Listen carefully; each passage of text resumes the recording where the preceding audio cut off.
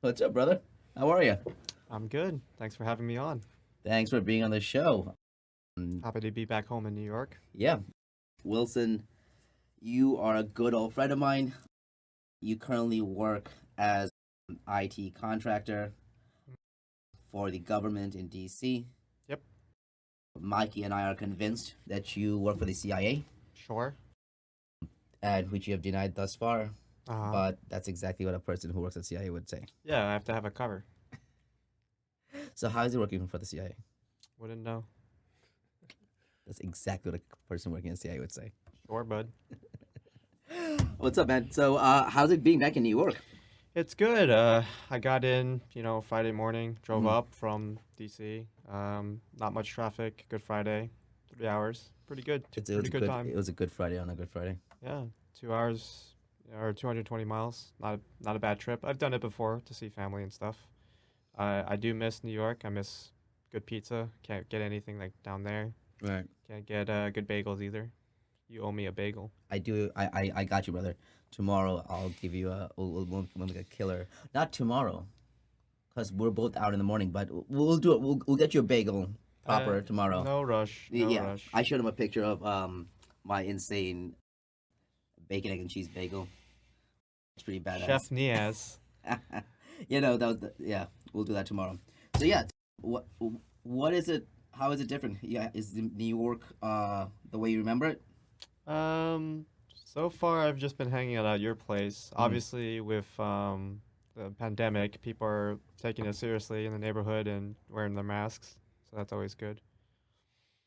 gotcha. Yeah, but it's about the same all over the country, right? It's nothing too crazy. Um, just enjoying being back in the city, being in Brooklyn. We had a nice view when we were on your fire escape, just gazing out at the night. We Hmm. took a couple walks during the night. Yeah. Yeah, so it's New York is New York. It's always going to be here. It's bigger than any one person, any one like place. Hmm. It's always evolving. It'll live on way past anyone's fond memories of it. Well, how is it different living in DC? Well, I live about like 30 minutes north of DC in a small little suburb thing, so I get more peace and quiet than I did back in New York, but it's it's a nice little cozy place, honestly. Were you near? Well, were you in DC during the Capitol riot, or were you? No, I stayed at home because I'm a good worker bee and I have the privilege of working remotely. But wouldn't they want all the agents on the field that day? No, so specifically intelligence agents wouldn't be allowed to operate legally. I mean, so uh, there are jurisdictional involved. The FBI takes precedence. The CIA is not allowed to legally operate on Mhm. the CIA. I mean, I'm sure they do operate, but I wouldn't know. Like, I look, the real story is I work for a consulting company, and that consulting company has a contract with the federal government for a government agency to support their work. Hmm. And I am just a lowly little worker bee, and I just do my job and indirectly get paid by federal taxes because they pay my company for the contract, and then that company pays me.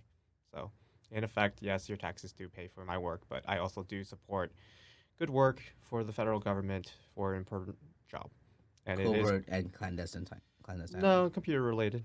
Nothing nothing too crazy. You can keep spouting your conspiracy theories about my line of work and I will keep denying them. But we'll go down this rabbit hole together.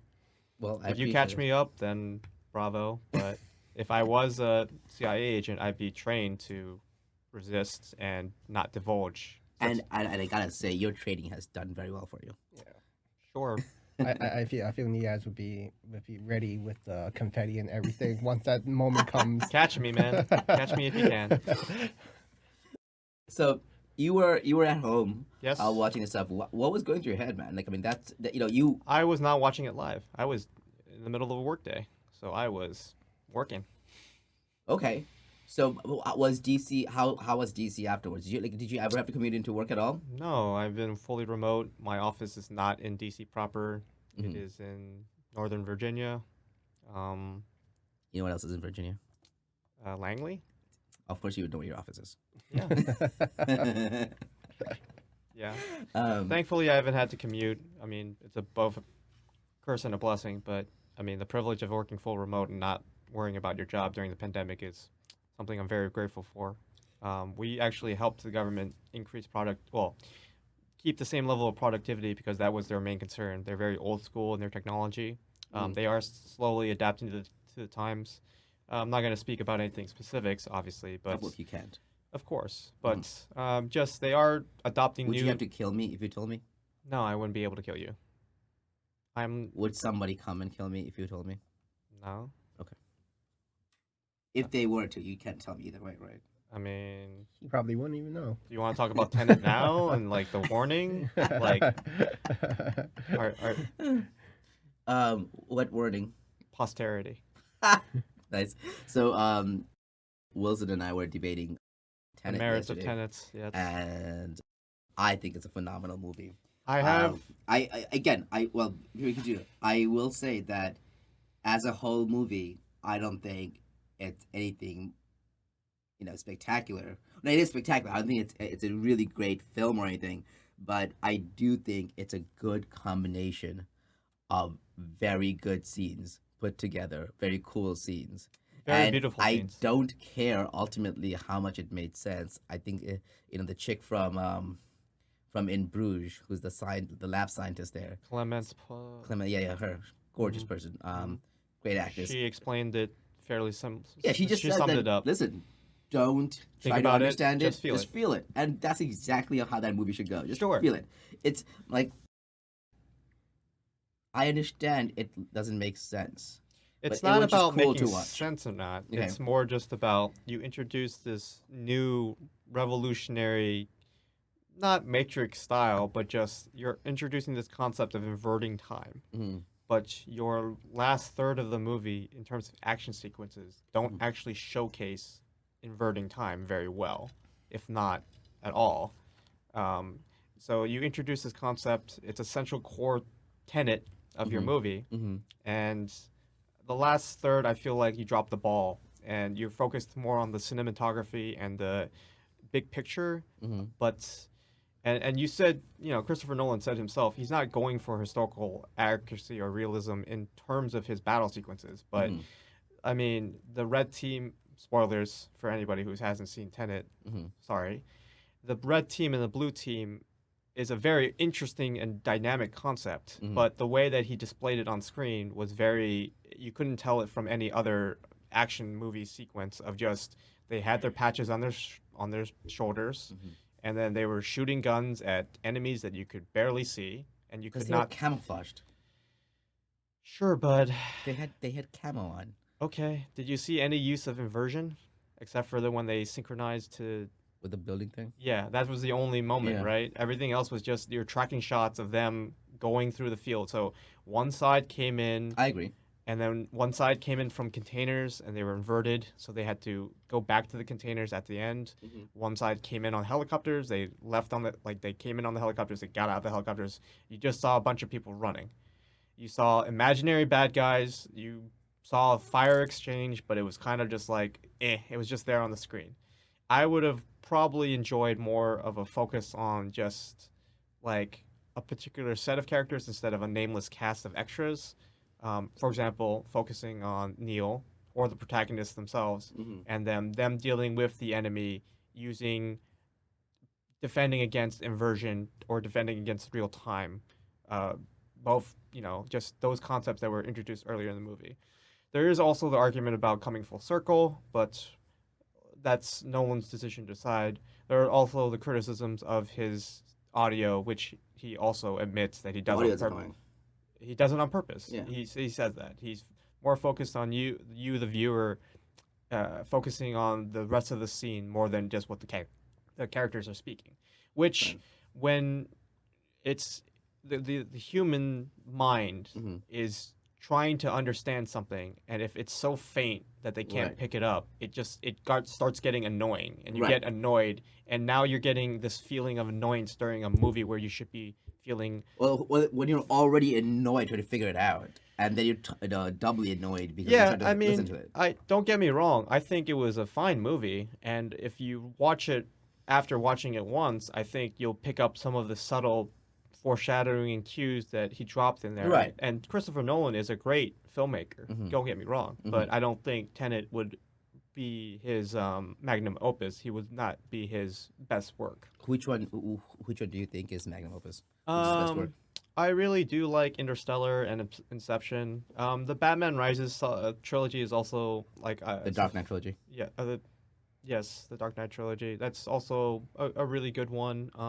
Some again, we're not talking too much about plot and act like the direction of not the plot of the story. It doesn't have to be so. It doesn't have to always make sense. Not Right. I understand it's a fictional universe and it's a fictional environment. You're introducing time itself as inversion, and your brother mentioned physics and how it literally cannot be physically possible to invert time in the way that they're describing. And I'm like, yeah, I get that. I there's suspension of belief. It's just more like you just have to be consistent with it. If you introduce this concept and you just do it dramatically, the airport scene on both sides of it was very, very well done. Did anyone feel like, okay, Alex feel that they just used this, like they had to blow up a plane, so they got this brown guy with a bear to do it? Or did it only hit home for me? Because, okay, just like we should blow up a plane in the airport. All right, so we're going to get the one brown guy in the film to do this terrorist attack. Who knows what that casting decision was about? I thought that was hilarious. It's been 20 years past 9/11.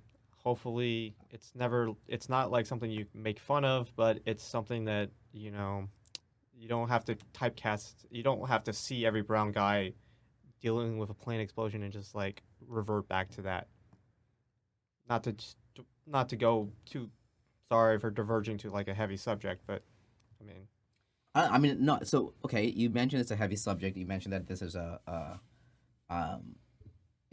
you don't want to make fun of no. stuff in 9/11. When do you think there is a time that, like, in 9/11 is not funny, not at all, obviously not. No. But do you think there's a time where jokes can be made related to that? Yes. In time, given the directness of history, the more you are away from it, the less directly you will feel when somebody makes light of it or references it obliquely. Well, 20 years is not enough. I mean, I feel like everything's about the execution. It is. I would agree with that. If you say it in it depends on how well you flow into the joke. But if you nonchalantly, like, just say it, it's also how you defend it too. Right. Yes. Because people get defensive. It's nice to say something silly and laugh at yourself for saying it. But then later, if you said something and you had stern look and you had no sense of sarcasm, I feel like you're just going to get yourself like crucified for it. Right. Well, I mean, like, Kumail Nanjiani did in The Big Sick, one of the best 9/11 jokes, which I was just dying because they're at the hospital. You have not seen it? No. Oh, you should watch that with Joy. But yeah, there was a Ray Romano played the girl's father. Okay. And the girl was sick in the hospital, and she's in a coma, and this is the first time he is meeting the girl's parents at the hospital while the girl's in a coma. And Ray Romano, like, he's obviously Kumail Nanjiani is brown. Yeah. And Ray Romano asked him, so, what's your thoughts? How do you feel about 9/11? It's a random thing to ask, and well, not random opening. Actually. Yeah. And he's like, well, it was a very, very tough day. We lost 11 of our best pilots that day. Holy moly! I thought that was so great. That's a. I thought that was just so great. That's a risque response for sure. No, I mean, so, okay, the subject of 9/11 is ingrained in our generation. It is our defining moment. It is our Pearl Harbor that's going to define us for the next half century, everything that's been in response, my entire adult life experiences has not directly because of 9/11, but I have seen the results of 9/11 spread out across. For the longest war in American history has been fought, Yes. as a result of it, not because of it, as a result of it. As a history buff and a nerd about it, I see the parallels before and after about some of the decisions we've made as a country, and it, like I'm just one guy, so I ain't making a stand either or. You know. But the reason I bring it up was I was visiting some friends in Philadelphia, and I was introducing some people, and I was just introducing myself as, hey, I grew up in New York City, and they're the ones who kind of asked about it. They brought up because they're younger than me, so they were younger than me, and they were like very little kids when 9/11 happened, whereas I was 11, so I have like pretty distinct memories of middle school. Like everybody makes that statement where like you remember where you were on 9/11. So the second plane hit the towers. Yeah. From Mr. Barbari's class on the 4th floor and yeah, I mean, science class. I distinctly remember a waffle thump. I'm on the Upper East Side, like right. 70 blocks in middle school. So like I remember the thump. We get collected as a whole school. We sit in the auditorium or not, like the gymnasium. We get sat down on the floor, and then all the teachers come in, and then they just do this kind of like no one has a playbook for this kind of sense. Like nobody knew what was going on. Nobody had a real sense of direction. It was just mostly like, okay, we got all the kids together. Now let's ask the hard question. Does anyone have any parents that work near the World Trade Center? And then some kids would start timidly raising their hands, and then the teachers would go and start trying to pull them out from the group to just kind of explain to them like, hey, we're going to try and get in touch with your parents. We're going to try and get you no, everybody's going to get sent home basically. Right. Like there's we were all picked up that day. Yeah. I remember this is before we had cell phones. No, it was technology was brand new in 2001. I mean, cell phones existed. I didn't have. No, we were 11. Yeah, they were like flip phones. Yeah. Right. Yeah, I know, but we didn't have them. No, exactly. That's very surprising on my case because I didn't in my high school. We didn't have that same treatment. It was nobody came in, But then I was all the way up in Midtown, a little bit past 50-something Street. For me, I was more of a delinquent, and I decided at 11. Yeah. Oh. Not gonna hide it, but when I heard all this, basically they tried to keep it hush hush, and at one point, they started grouping some of the people towards the gymnasium because it was basically like the shelter unit. Yeah, and I was like, screw this, I'm cutting class. At 11? Yeah. Jeez, okay. At 11, I was too scared to be a bad kid. Yeah, and like I saw the dust from yonder, but then later the subway was closed, and I was like, what the hell? There has to be something majorly wrong in New York City for the subway to go kaput. Yeah, I mean, I remember everyone was picked up, and I remember my homeroom teacher, Miss Pena, and she said that there was a attack.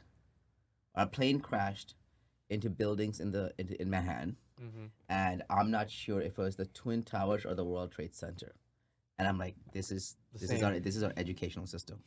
This is our teacher, and I'm just like, I'm 11 years old. I was 10, not 11 because my birthday's later.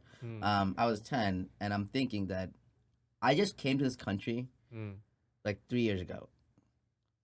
Why do I know that that's the same buildings and you don't? But we were picked up, and I remember my little brother got picked up first, and I was picked up after, and we could not reach my mom, who worked in very near World Trade Center, and she had to walk home across the bridge, all the way from Manhattan to Queens. Yeah. And when she came home, and we didn't know, we just saw Osama bin Laden videos and repeated footage of the crash of the plane hitting the buildings, and we were freaking scared. Phone lines were down for a while. Yep. TV stations were down. We were too poor to have cable at that time. Mm-hmm. And we could not reach my mom, and my dad tried to keep us calm, but we were scared, and there were people. I remember this Hispanic guy on the street on our block with a big kitchen knife outside and saying that we gotta fucking kill them. We gotta fucking kill them. We gotta fucking kill all of them. Mm. And we were fucking scared. We Yeah. were scared for my mom. My mom came home 11 something that night. And she was covered in white ash, except her like face and her eyes, like that she wiped. She was just covered in like white dust and ash. And it was scary. It was scary. And I wanted to bring, I thought about this yesterday because when you and I were talking about the violence against Asians that's happening currently. Yeah, there are a lot of parallels. Yeah, there's a lot of parallels, and I'm this is nothing new. No. I mean, I'm sitting here with two, we're all Asians. Yes. First of all, but I'm here with two Chinese Americans and myself, also an Asian.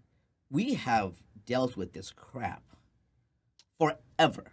Yes. It is, especially in New York, picking on a brown or a Chinese kid is the go-to thing to do. They're the most bullied, and then in a society, they're treated horribly. And I remember the hate after 9/11 against people who are brown. I was worried for my dad. I was worried for my mom. People were idiots. Yep. People of the Sikh religion were getting beat up. Nothing to do with it. Nothing to do with Muslims. Sikh people are very, very generous, and they're just stand-up people. Yeah, I mean, of all religions and backgrounds, they're stand-up people and they're douchebags. Okay, there's Sikhs that in India who have cut up people and killed people, and there's stand-up citizens who live here and there. There's good and bad of every religion. But I remember just being very scared, not for myself, but although the hate was there, for my parents. Yep. Because I spoke better English than them. Yep. And I remember Sikhs getting beat up on the subway train, and they were saying I'm Sikh, and they doesn't mean anything. Well, they were saying that I don't give a fuck if you're sick. Yeah. Cause they're so dumb, and that's what's happening. And today's the same shit. That video of that guy who punches or kicks this Asian 65-year-old Asian woman and say you don't belong here. Like, they're idiots. And you brought this very good point that they're always going after weak, older people. It says something. It's just kind of like it's one thing to get jumped after school. Not that it happened to me, but I've definitely heard about it. It's one thing to get jumped after school because you're like an Asian kid and a group of other kids jumped you. Doesn't matter their background or ethnicity or whatever. It's just one kid's picking up on it. It's bad regardless. It doesn't. You could replace the kid that gets jumped with any ethnicity or anything. It doesn't matter. Like, the whole point of it is that it's bad. But it did happen. I'm saying it did happen more to people, especially in New York City. Of course, people of Asian descent than any other. I remember this was back when we were at Tech. I was riding the train back late at night from hanging out. So I'm like 14 at this point, but I'm dirt poor. I have got my Metro card. I've got less than $2 in my pocket, in my wallet, and I've got a really shitty flip phone just for emergencies. I get I'm carrying my backpack. I'm going back home. This is 10 and 11 at night. I get on the Q train at Canal Street, and then I'm taking it back up to transfer to get the 6 and then hit the Upper East Side.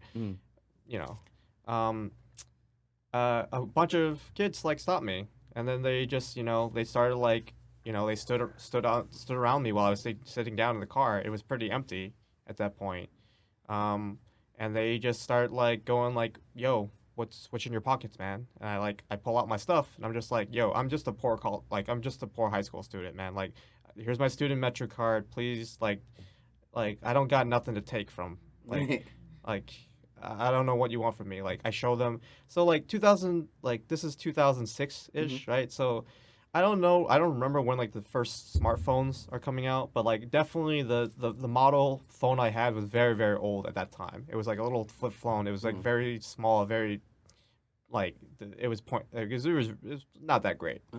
I think just like I think the kids were very amused. I mean they were about my age, maybe a little bit older, maybe a little bit like, but it's like a group mentality, right? Yeah. Like it's like one guy, not necessarily like the alpha, but like the one that eggs everybody else on, right? It's like Kids are idiots. you're following the leader and you're working as a group. It's easier when there's four of you against one dude that's sitting down, and Right.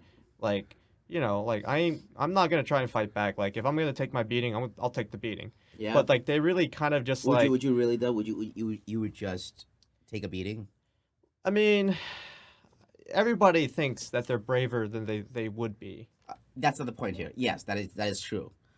But what I'm saying is that you would not fight back. Well, I would fight back, but then I would probably lose. Yeah, And well, then yeah. In the I'm not act saying- of fighting back, they're going to Kick your ass more. yes, because you dared to fight back. Yeah.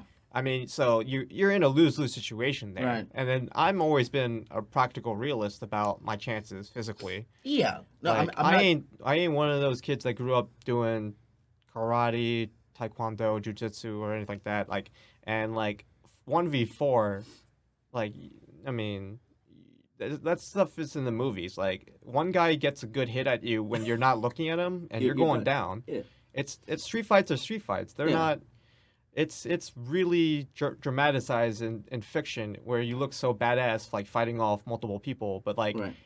that's all choreography. Like Right. you've seen the old school like divergence on this, but like you've seen the old school like martial arts films where like 50 guys attack one dude, but like the 50 guys get in each other's way and they're never like coordinated. But like in reality, all it takes is one. You can only swivel your head and face 180 degrees. As soon as they get you in your blind spot and hit you, or like just like lock your arm or something or grab you, like you're done. Like unless you have professional training to like handle that situation. Wait. I think you're wrong. Are you telling me that all those Jackie Chan movies are not real? Unfortunately, man. Pretty sure he did all his real stunts, man. I'm pretty sure he beat up 50 guys. Okay. All right. I think you're wrong on this. I think they let him beat him up because he's Jackie Chan. But regardless, okay. So moral sorry. of the story: I was too poor to actually get beat up and like robbed.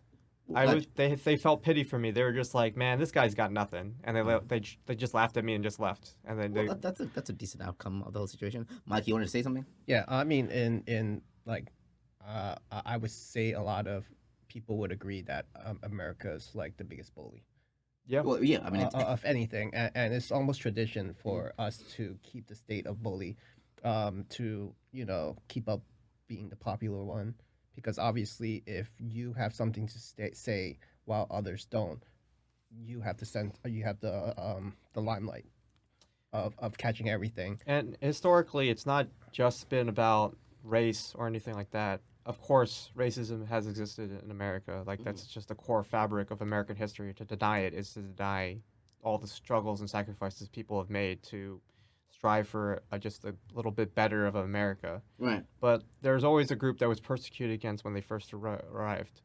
History points us to this.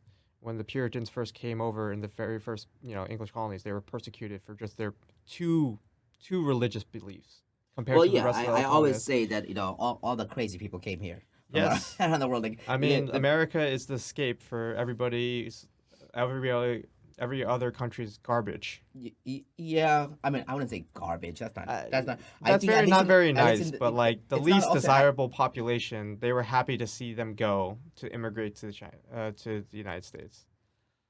I don't think that's accurate.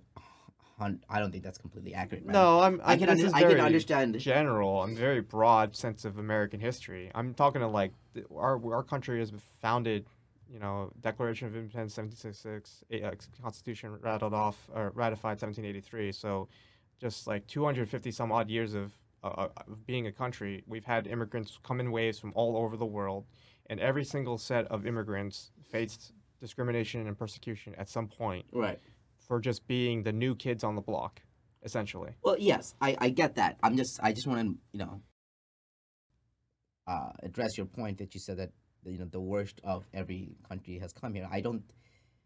That's inaccurate because I think what do you mean by that? The poor or the less fortunate of most Garbage is the countries- wrong term. Garbage is very much the wrong term. Garbage is the wrong Uh, term. I retract that statement. And my family came here. My parents did very well in their Mm-hmm. country. and then they came here for a different opportunity for myself and my brother. Sure. I know plenty of people around the world immigrate here for various reasons. So I think the correct words would be less fortunate, Less or fortunate. people who are seeking more They opportunities. wouldn't want to leave if they were in such a good position in their home countries. They wouldn't want to immigrate to America That's for a not better true. life. That's entirely not true. Context. It depends on the family. Okay, but I think you're saying it generally is an incorrect statement. Just because you have it, plenty of people who live in other countries come here for different or more opportunities. Okay. Doesn't mean that they were not okay in their country. Sure. So I just again, is there a good number of people, probably, or maybe half, or Okay. maybe, I would say I'm it's, bad I at think speaking in generalities, so I will correct my statement. yeah. From what I understand of American history, there's been groups that have immigrated here from all over the world, and they're not they're not garbage. They're hardworking people, and they came here in search for a better life. That's how my family came here, Right. and I'm a first generation American due to that. Right. What I meant by garbage, which was the wrong term, was just the countries that were losing these people to have them immigrate here were not necessarily sad to see them go. Would that be okay to say? I think that may be true in many cases. Sure. I think that may be true in many cases, but I also think that Immigration many countries. it's a tough subject in today's climes. Yeah, but I also think that on the people who are less fortunate, not less fortunate, people who are educated, people who are skilled, Yeah. engineers, doctors, scientists, mathematicians, what do you call, like, people who have a skill set that's valuable, they are also immigrating to this country. Sure. And those countries that they're immigrating from, I assure you, they are very sad to see them go. I assure you that other countries could use more doctors, more more engineers, more scientists, but it pays more to be here, and they have more opportunities here. So and if they can, they want a golden ticket and they want to come to the U.S. So. And that's why we're the land of opportunity. Yes. And I would agree with that. Yeah. So I think many I think there's countless cases where a third world country or second world country, even other first world countries, would hate to lose their citizens, best and brightest, Sure. to the United States, because we do that. We don't create many geniuses in the United States or very skilled workers anymore here. It's unfortunate. We get people with very smart people from China, from India, from other countries where students are working their asses off to come here with like STEM degrees. Science and math. It's like this is the only country where being smart is like made fun of. Yeah.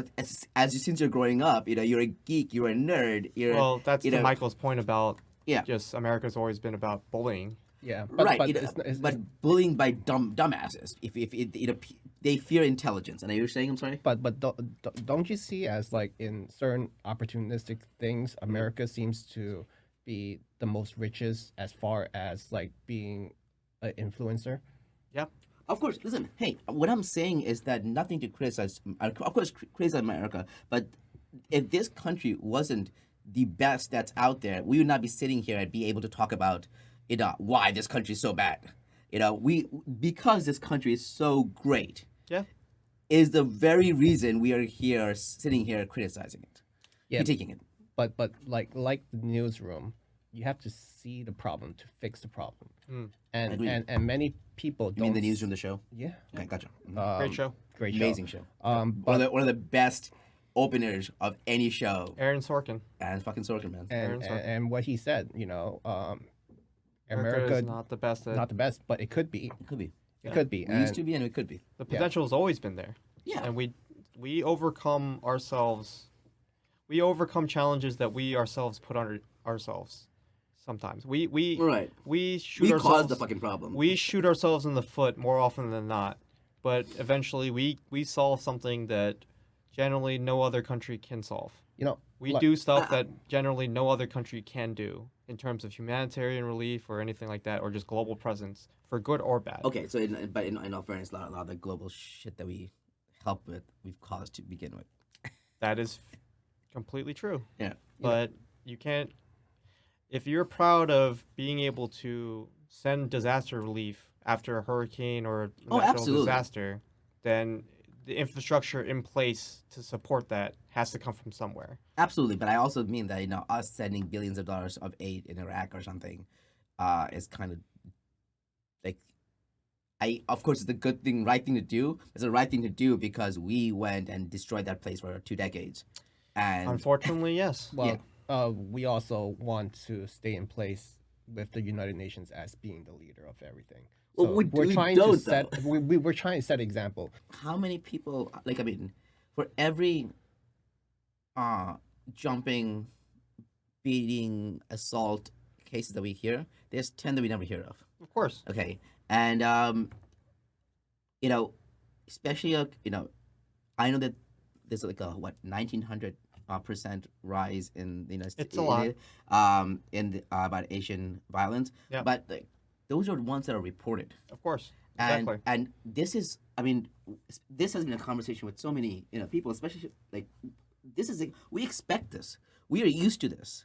Okay, it wasn't it has surprising. brought national attention now. But we weren't surprised by it. we weren't surprised by it because, and we were like, when some shit like this happens in the subway or something, how many of us go and report it? It's for really, ourselves. I can't change who I am and my background and stuff. Right. I Nor think- should you have to though. No, but my point here is like, of course, I'm all for the Stop Asian Hate, train. Like I'm definitely, I don't want to see my mom or grandparents get beat up. But shouldn't anybody not want to see their grandparents or Exactly. parents grow up or get beat up? Like these are young, healthy people, way physically stronger than their opponents, beating up on the elderly and the defenseless. Yeah, what kind of limp dick, small nut motherfucker is doing this? Like, you see these big ass dudes going and punching or kicking like a 5 foot,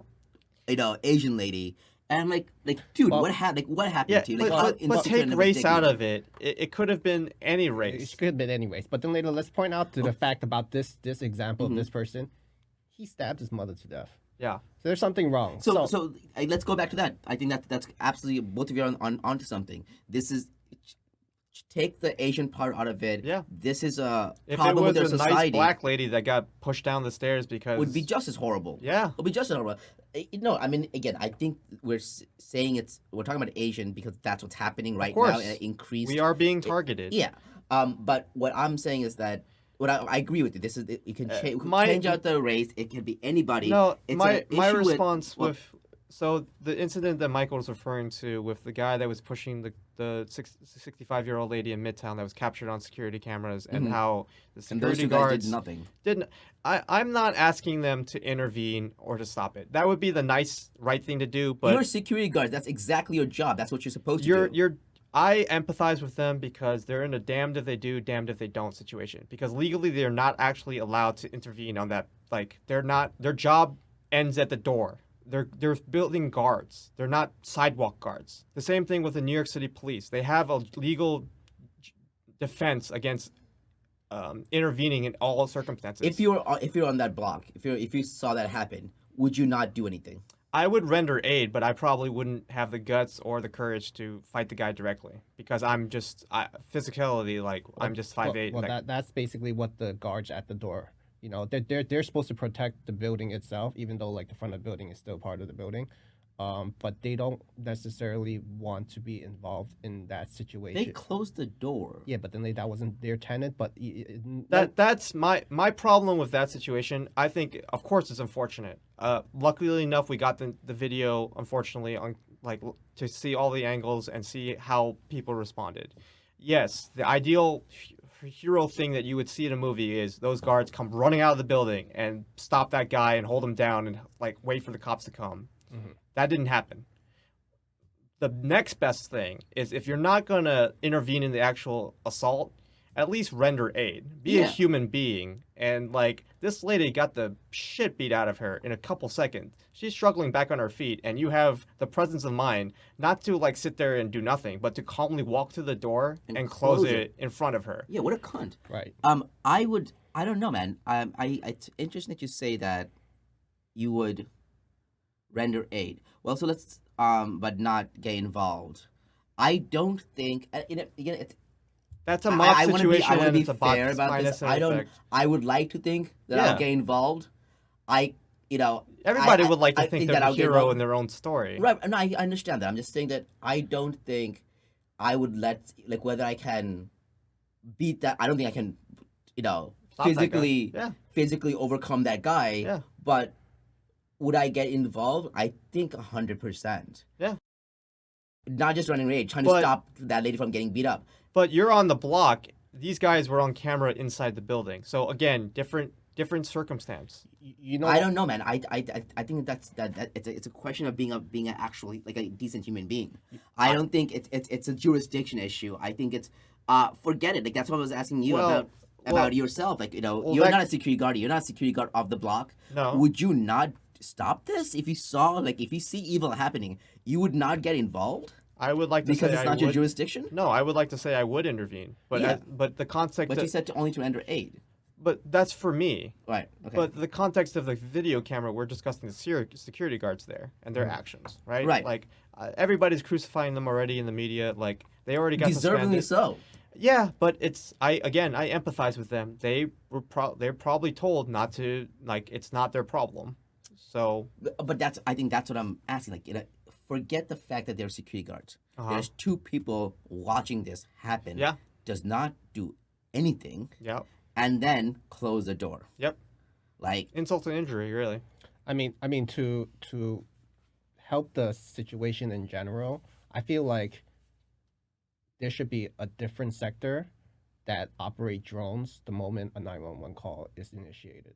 I agree with that. Within the precinct of the area, zip code, whatever the case scenario, there should be an operation of drones to capture live footage, because it's hard for like cops to just take word and consideration when you could have a possible live technology that can monitor like And of course, that's what led to the arrest of the suspect, and how the police found him. Like they were able to, identify his face through the Right. security cameras, luckily, and then they tracked him down.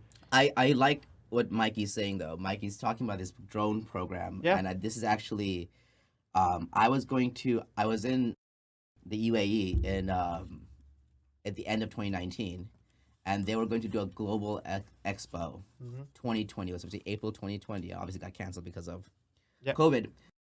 They were going to introduce drone program for the entire country, Okay. and every major city would have drone police officers. And that'd be I'm like, of course you gotta have like oil money for that shit. Drone police officers, and A supplement, yeah. which is great. Yeah, which that's is a great great. I idea. think that's a great idea what you just said, and I think we should do that. But their goal was that, and this is going to be highly effective because they'll have facial recognition and they can identify illegal immigrants. Yeah. and then point them out and Well, this for is the- 1984 for the- levels of Right, surveillance. but I was watching something like, dude, I hope Trump doesn't figure this shit out or find out about this and stuff. Because the moment he hears about this, he's like, guys, we need to stop everything. We need to get drones. We need to put drones on the walls. Okay, we gotta build the walls of drones, and we need to get these illegal immigrants out. Yeah, but then later, like, forget like facial recognition of just getting the system. I'm pretty sure, like, Central Intelligence can really identify. Yeah. So what would you guys do? And CIA. I mean, if we actually devoted the resources to, like, you're getting into Minority Report. A lot of these things are crimes of passion. Some guy is like literally just walking the street hunting for an Asian guy or Asian lady and like waiting to beat him up. Like this is crimes of opportunity. This is like Right. really, it's hard to stop it. Like, okay, so crimes of opportunity. Why isn't a guy, fighting, like, picks out Asian guy that definitely looks like, who knows Kung Fu? Why don't you fight that guy? Like, why don't you, like, why is it, like, again, it's always young kids, like, like kids with Chinese kid with a backpack going or coming from school, or, older ladies. It's not even older men. Like, that's some really fucked up shit. No, Did you see sometimes that? it's older guys. I'm sure it is, but like the majority of them have been Older women. older Yeah. women. And did you see that video of this young kid being choked out I have in not. the subway? I have not. Like, and there were people in the subway filming this, Uh-huh. but not intervening. Yeah. Yeah, there's Like- a handful. Huh? There's a handful of people inside Yeah. that train still. It's good to They have were all- firsthand witnesses, I guess.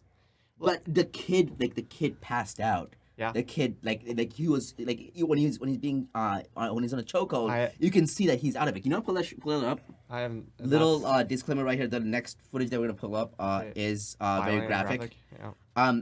I like the fact that you brought up Minority Report. Yes. Because Can you stop it before it happens? That was the whole theme of that movie. but do you also think You that have the our moral authority to stop it before it happens, also, because that's the handicap. But too. then we're in sci-fi mode, right? I'm talking about just that level of surveillance. What's your thoughts on that, especially being in the industry that you work in? I can't provide concrete examples. No, of you don't have to. surveillance, but I thought New York City and the NYPD also already had a pretty high They do. level of surveillance for the city, and I mean, people joke about it all the time, but like usually the people who commit these crimes, they're pretty decently identified in a reasonable amount of time and arrested for their crime. So it's not like the justice system isn't working. But that's cleanup after the fact, right? We're all on the same page here in terms of I want to stop an old lady from getting beat up, Right. but I don't know how to go about doing that. I want to have this conversation about Stop Asian Hate, but is the target audience that we're going for, are they actually receptive to this kind of messaging? Do they Right. actually care? Right. If you're already gonna, Who's the target audience? Who do you think the target audience is? I have no idea. The rest of America? Okay, so you don't think the rest of America genuinely cares about? Well, the rest of stopping Asian America, hate? everybody has their own problems, right? Right. So Stop Asian Hate is trending, and it's going to be the focal point of news for this news cycle because of the 1900% rise of Yeah. documented incidents, and it's a pattern. Uh-huh. And because of media, if you see, it's the same thing. It's like if you see a successful attack somewhere else Mm-hmm. and you commit one, isn't that the same? Like you're just getting the same media attention that you Right. potentially It's could on be- the whole thing with school shooting Exactly. or shootings in general. Yeah. I'm glad you also brought that up. What I liked, I think New Zealand does a lot of great things and they have a great prime minister. In Yeah. my point of view. Do you remember that shooting at the mosques? In Christchurch? Yeah, in Yes. Christchurch. And what Jacinda Ardern, the prime minister, Yep. what she said that we know we've apprehended the guy. Yeah. But we will not release his name. Yeah. We will not release a photo of him. We will Yeah. not release any of his messages, why he did it, his history, That- nothing. This guy wanted to be famous by doing this shit. He will not get Media that. silence, He yeah. completely. He will be put in a hole. Yeah. Away from it, and he will live there for the rest of their life. But he will not get any kind of recognition. You will not, make him a martyr, make him a symbol for the crazy people. Yeah. Yeah, but And I think that was the greatest way to handle it. In America, we freaking have that guy's photo everywhere. We Yep. have his manifesto, whatever we have, And then what he believed in. sometimes we get the wrong guy. Why did we get the wrong? That too. And the main thing is that I mean, as America wants to spread awareness, it also is horrible in a sense because America is so involved with social media that it becomes a trend. Uh-huh. And then later this trend Exactly. becomes viral, and you never know, like the ice bucket challenge. Yeah. Like everybody's doing it. Are we idiots? Like, are we dumb? Like, we're the only country that does shit like this. I mean, look at the education system. We haven't really quite solidified to actually teach. Freaking Well, Twin Towers and World Trade Center, bro. I know. Like, It's a pretty binary choice here. Like, are you gonna miss out on this? Like, well, if you have any idea of social media, right? Yeah. Why would you ever say anything against Stop Asian Hate? It makes no sense. Right. You're gonna get what is this- crucified. what do you call that shit? Virtue signaling. It's I all mean- virtues. You're like, like I believe in this shit too. I mean, Yeah, but you gotta so that's the thing. We are trying to be more proactive. There's a lot of good conversations happening. I think that's absolutely. And steps are being taken. Awareness is being increased. Like those are all positives. But like a lot of people are latching onto this bandwagon, and it's a no-brainer. Like this is like, yeah. I don't support Asian like old grannies being beat up. That's not a that's not That's a a tough controversial. stance to take. That's you're not gonna be like, wow, this is a hard one for me to do. Like, Yeah. I'd like to think I'm a decent human being, Right. and I draw my line at like, yeah, no, I think punching grannies is probably So much of this is like just circle jerking, and Yeah. it's just like like making ourselves feel better about no, but I mean, it brings limelight, and Oh, no, this I was absolutely a agree. two-parter to kind of just like the recent anti-Asian stuff in general, and now it's leading into like there have been an uptick just because of the coronavirus. I mean, why are these assaults happening? Because people are frustrated, and people who I don't know why they believe that because the coronavirus originated from Wuhan, that every Asian-looking person is a carrier. Right. No, that's stupid. And I mean, it It is stupid. But in this why country, are people believing it? the Corona beer stocks went down like by 50% or 48% because when Corona, the virus was too similar. Yeah. Like that's how dumb we are. So Yeah. if like that's how idiotic we are. So for them, it's not unspeakable to for these people, to the same people, to going around accusing Chinese people of a virus that originated from China. And our president did it for a year. Yes, and he has a lot of blame to take for that. Of course. I mean, I feel that in many cases, it wasn't even the Chinese that brought it over. No, they didn't. Yeah. In many cases, they didn't. I really don't believe that. And people who actually become tourists and come from there, whether business or pleasure, I think that's the case. And I really don't think it's any kind of Asian background that actually brought it over. Well, I mean, like, you can't say that for sure, but I'm sure there were plenty of businessmen who were traveling in and out of China. Like 100,000 people a week came in and out of freaking. I mean, global Wuhan. travel is a phenomenon. It's actually fascinating logistically. But so I mean, did you watch? Sorry, go ahead. No, just like I want. I mean, everybody. You can't change time, so you can't go back in time and redo things. We got stuck with the administration we had. We got stuck with the response we had. The only thing that we can look at when the dust settles and everything gets under control is do a diagnosis so that something like this in the future can hopefully be stopped and prevented, and something like how we handled Ebola, basically like no infections. Are you about Corona or are you about the Asian hate? Corona at this time. Okay.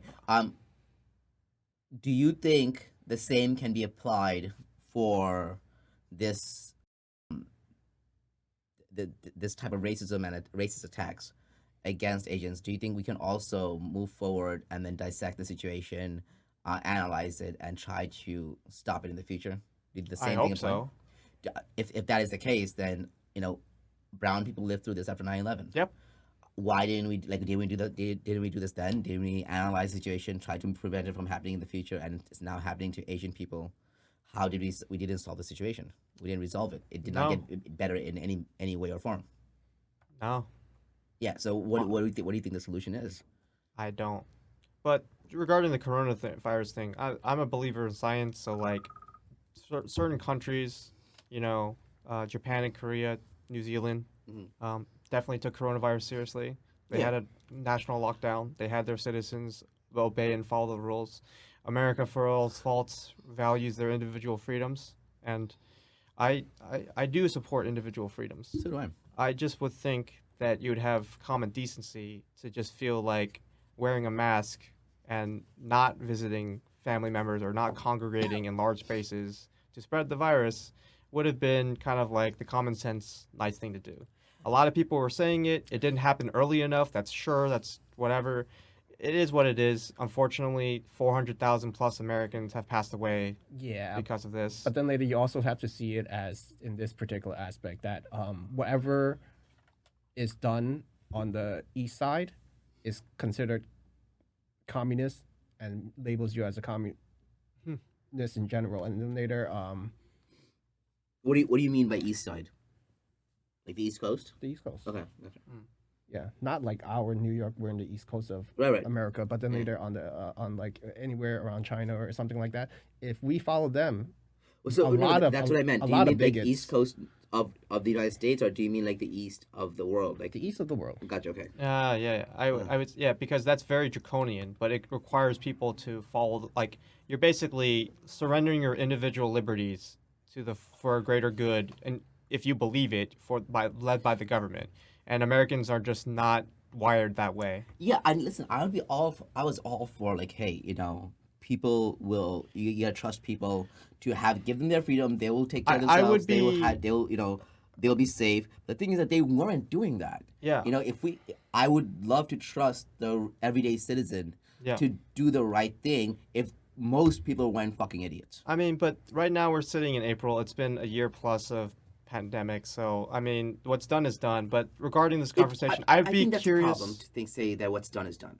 Of course, but I mean, we're on this podcast. We're covering something that hundreds of thousands of other people have already discussed in length, and probably way better than I ever could. So But that's not the point of sure, I'm sure. hearing- But my point, going back to the to the Stop Asian Hate, is I would be actually interested in an interview process where like the people who committed these crimes, were they actually influenced because they truly believed that coronavirus was an Asian thing, and they just believed that Asian people were carriers, and they just went out and they're trying to do their part in their misguided efforts to stop coronavirus by targeting Asian people. Well, I think most of these people are mentally ill. yeah, in many ways. Most of these people are mentally ill, and I Okay. think we have a bigger issue of So if they're mentally mental ill, health where and not did- addressing those stuff. Where in did our they get society. the idea to go after Asian people then? Well, Well, in many cases, it's bigotry Sure. and supremacy of their particular race, or they. Yeah. Was there like a dog whistle? Was there like a? Well, it's all based on I know the previous president definitely did not help things. No. Yeah, but I mean, you also have to see it this way that we live in a very trendy culture, trendy Sure. time. Yeah, I'm gonna play this video in a second. For God's sakes, this freaking video is on TikTok. This guy beating up and choking up this Asian kid Okay. is on TikTok. Okay. Why the fuck is it on TikTok? And that's what I mean. Like the next person sees it, the next person sees it, and then This is in New York it's a big City. deal. This is on a subway. Mike, I'm gonna pull this up. Police say you are watching another violent Asian hate crime in this cell phone video. The victim is seen being punched repeatedly. The victim tries to fight back. We are stopping the video there because it is too disturbing to show on TV. But what happened next? The victim is choked until he is unconscious. Oh yeah, so where's the Alright. choking video? To a scene. So this is a poor video. Yeah, of it. find the choking. I mean, like, it's and more people are gonna see this. Uh-huh. You It's already mentioned that pretty you mentioned bad. that it's important to bring this to the limelight, but bringing this to the line, like it's there's two sides to this coin. Yes, this one bringing this to the limelight is bringing attention to it and raising awareness. Uh-huh. But at the same time, you're encouraging psychos to do this shit By by putting showing media this coverage because about it. he's gonna For be sure. like they're gonna be famous. Yeah. And like it's almost like so many gang initiations. Like you could go beat up this person or whatever. How many again, I'm not saying this based on any kind of facts whatsoever. I'm just thinking that how many gang initiations right now is like, oh, go beat up this Asian kid. All right, now remember for a while in New York there's a thing that slapping old ladies. Yeah. Like what the fuck? Who came up with that idea? Like I'm gonna go around and they were the same people. Yeah. They were just various groups of people, Yeah. groups of asshole kids who were Yeah. going around hitting old ladies. Like why would you do that? Mike, you have it? Yeah. Go ahead. So this is the raw. At least he fights back. Yeah, good for him. Good for I mean, him. he has no choice. has really, no right? choice. Yeah. I mean, the guy is clearly like a foot taller than him. Like why are you videotaping this and not helping? Bystander effect. Fuck that. No, it's a grand. There's a train full of people. Yeah, on both sides.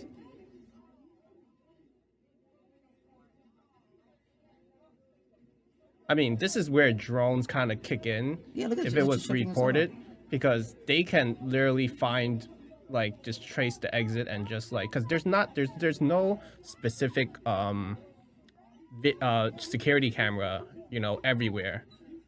So instead of installing it in particular corners of the street, if they have drones, they could possibly find and track this guy. And then he shows his face in there. What the fuck? That's because they want to claim this video as going viral. Yeah. Like what a douchey thing to do. Like I wanna get mean, viral this by, is the age that we live in, where you pull out your cell phone and you record instead of you do something. I mean, this is a known phenomenon of the bystander effect. You need somebody with moral courage to actually step in and actually lead the effort. Like- and then once you do it, then people see a leader and they follow. But you need somebody to be that leader. And if the entire I've seen this in New York City. It's not anything new. It's not anything new. I've seen this before. It's Like it's the nothing same new. thing. Like the car that the kids were like about to jump in, it wasn't empty. Like there were other people there, but they were definitely minding their own business. That's a New York City. That's a very New York thing to do. You mind your own business. I've been called. These people were not minding their own business. These people Sure, are all and then I have watching, I have they're another spectators. anecdote about just being like I was taking a train back from Coney Island and like some homeless vet was like he probably fought in Vietnam or something. He saw my Asian face and it triggered something and he cussed me out on the whole train. Just like Charlie's. Well, Fucking yeah, I Charlie. mean, And then he just just said, you know, like, and I'm just like, I mean, it didn't bother me. I have tough skin. Like, I just let it roll off me. But like, I'm just telling you these items. This is just in my short time. Like, and I'm just one person, right? Yeah. There's millions of Asians in the city and stuff. Oh, like, like, but listen, I've But, had like, very this similar is- this experiences. I'm sure you have too. You know, this is just so part of growing up like, here. am I supposed to bring up these anecdotes 20 years, 15 years after the fact and say these are examples of Asian hate and like these are relevant to today's climes, or are they not? Like it's the same thing with your 9/11 example, right? Just like you've had to endure 20 years of just straight up racism and just Yeah. abuse. So like, what is the statute of limitations on it? Do you get to recount everything that bad that happened to you and file it under this whole? Oh well, and you know it's anti-Asian hate. So like here's in my childhood, this is where it happened. So can we go back in time and solve it? No, but like this is a thing that's been happening and now it's just getting worse. I don't think it's the point is here to you know. No, I know. I'm just you know, venting pay at this victimhood. point. Yeah, no, I mean, I'm just bringing up like I think I see that video and I'm like that could have been me. That's how yeah, I feel. absolutely. I And mean, it sucks. and not that only that could have been me. That in many states outside of like actual things happen, like exact things happening, those were me. Yeah. You know, that did happen to Yeah. me just in various circumstances. I mean, I also want to point out in New York too, you can easily catch an ass whipping just by looking at somebody weird. Yeah. You know. I look at It's people subway weird, etiquette. Yeah. You give them a look too much and then they Yeah. do weird shit. Right. And then I've got cousins and stuff, like girls who took the train, and they're Asian girls, right? So they've got creepy guys all up in their shit, like, and they've told stories about that too. It's just, But- it's unfortunate, but that's like when they were kids. Yeah, so And but- it's not guys but- only. I've seen plenty of young girls beating up other girls. Yeah. And it's all the time. It's a lot of them are Asian girls. I guess beatings are equality, like they're very, not, you're very, I don't know. There's a dumb joke in there about just Right. But everybody's, It's- everybody's it's equal. equality of women. Yeah, when it comes to everybody's beating. getting beaten It's up. fucked up. Yeah. yeah, but I feel like, hey, look, if you're gonna step in, step in. But Yeah. then later, the gist of all these is how it's executed near the end. If there's racial slurs or something like that, you see the motive. But from that angle or from the beginning of the recording, we don't know what initially happened. Yeah. You know, Right. I've seen. Obviously, I don't care what that Asian kid could have said to that dude to Right, he didn't Right. trigger deserve- that guy. Right. Like, there's a fine line between like, all right, you started this shit. You know how like people heckle, like NBA fans heckle the players, and then the NBA player just sometimes like loses their shit and just like cusses back. Like obviously the NBA player is probably like has to fight. Like he crossed the line somewhere. But like the fan definitely started it, and it's just heckling. But like in that situation, and that like I can't understand why what that kid could have possibly done to deserve just getting choked out, which is terrifying. So you lose consciousness. Right, but not defending the guy. No. But you don't know in particular what the guy has gone through. Like Nope. like let's I don't just, give a shit what the guy has gone through. I don't give a Well, fuck what the guy has well, gone well, through. I mean- you just assaulted somebody. Unless that guy has like, well, we were talking about this yesterday. Like, if you do something to my mother, I will fucking come and kill you. Like, Right. you just know. Anyway, unless that guy has gone to that other guy's mom's house and did something to them, you do not do that. That is straight up assault. That kid needs to be put in jail.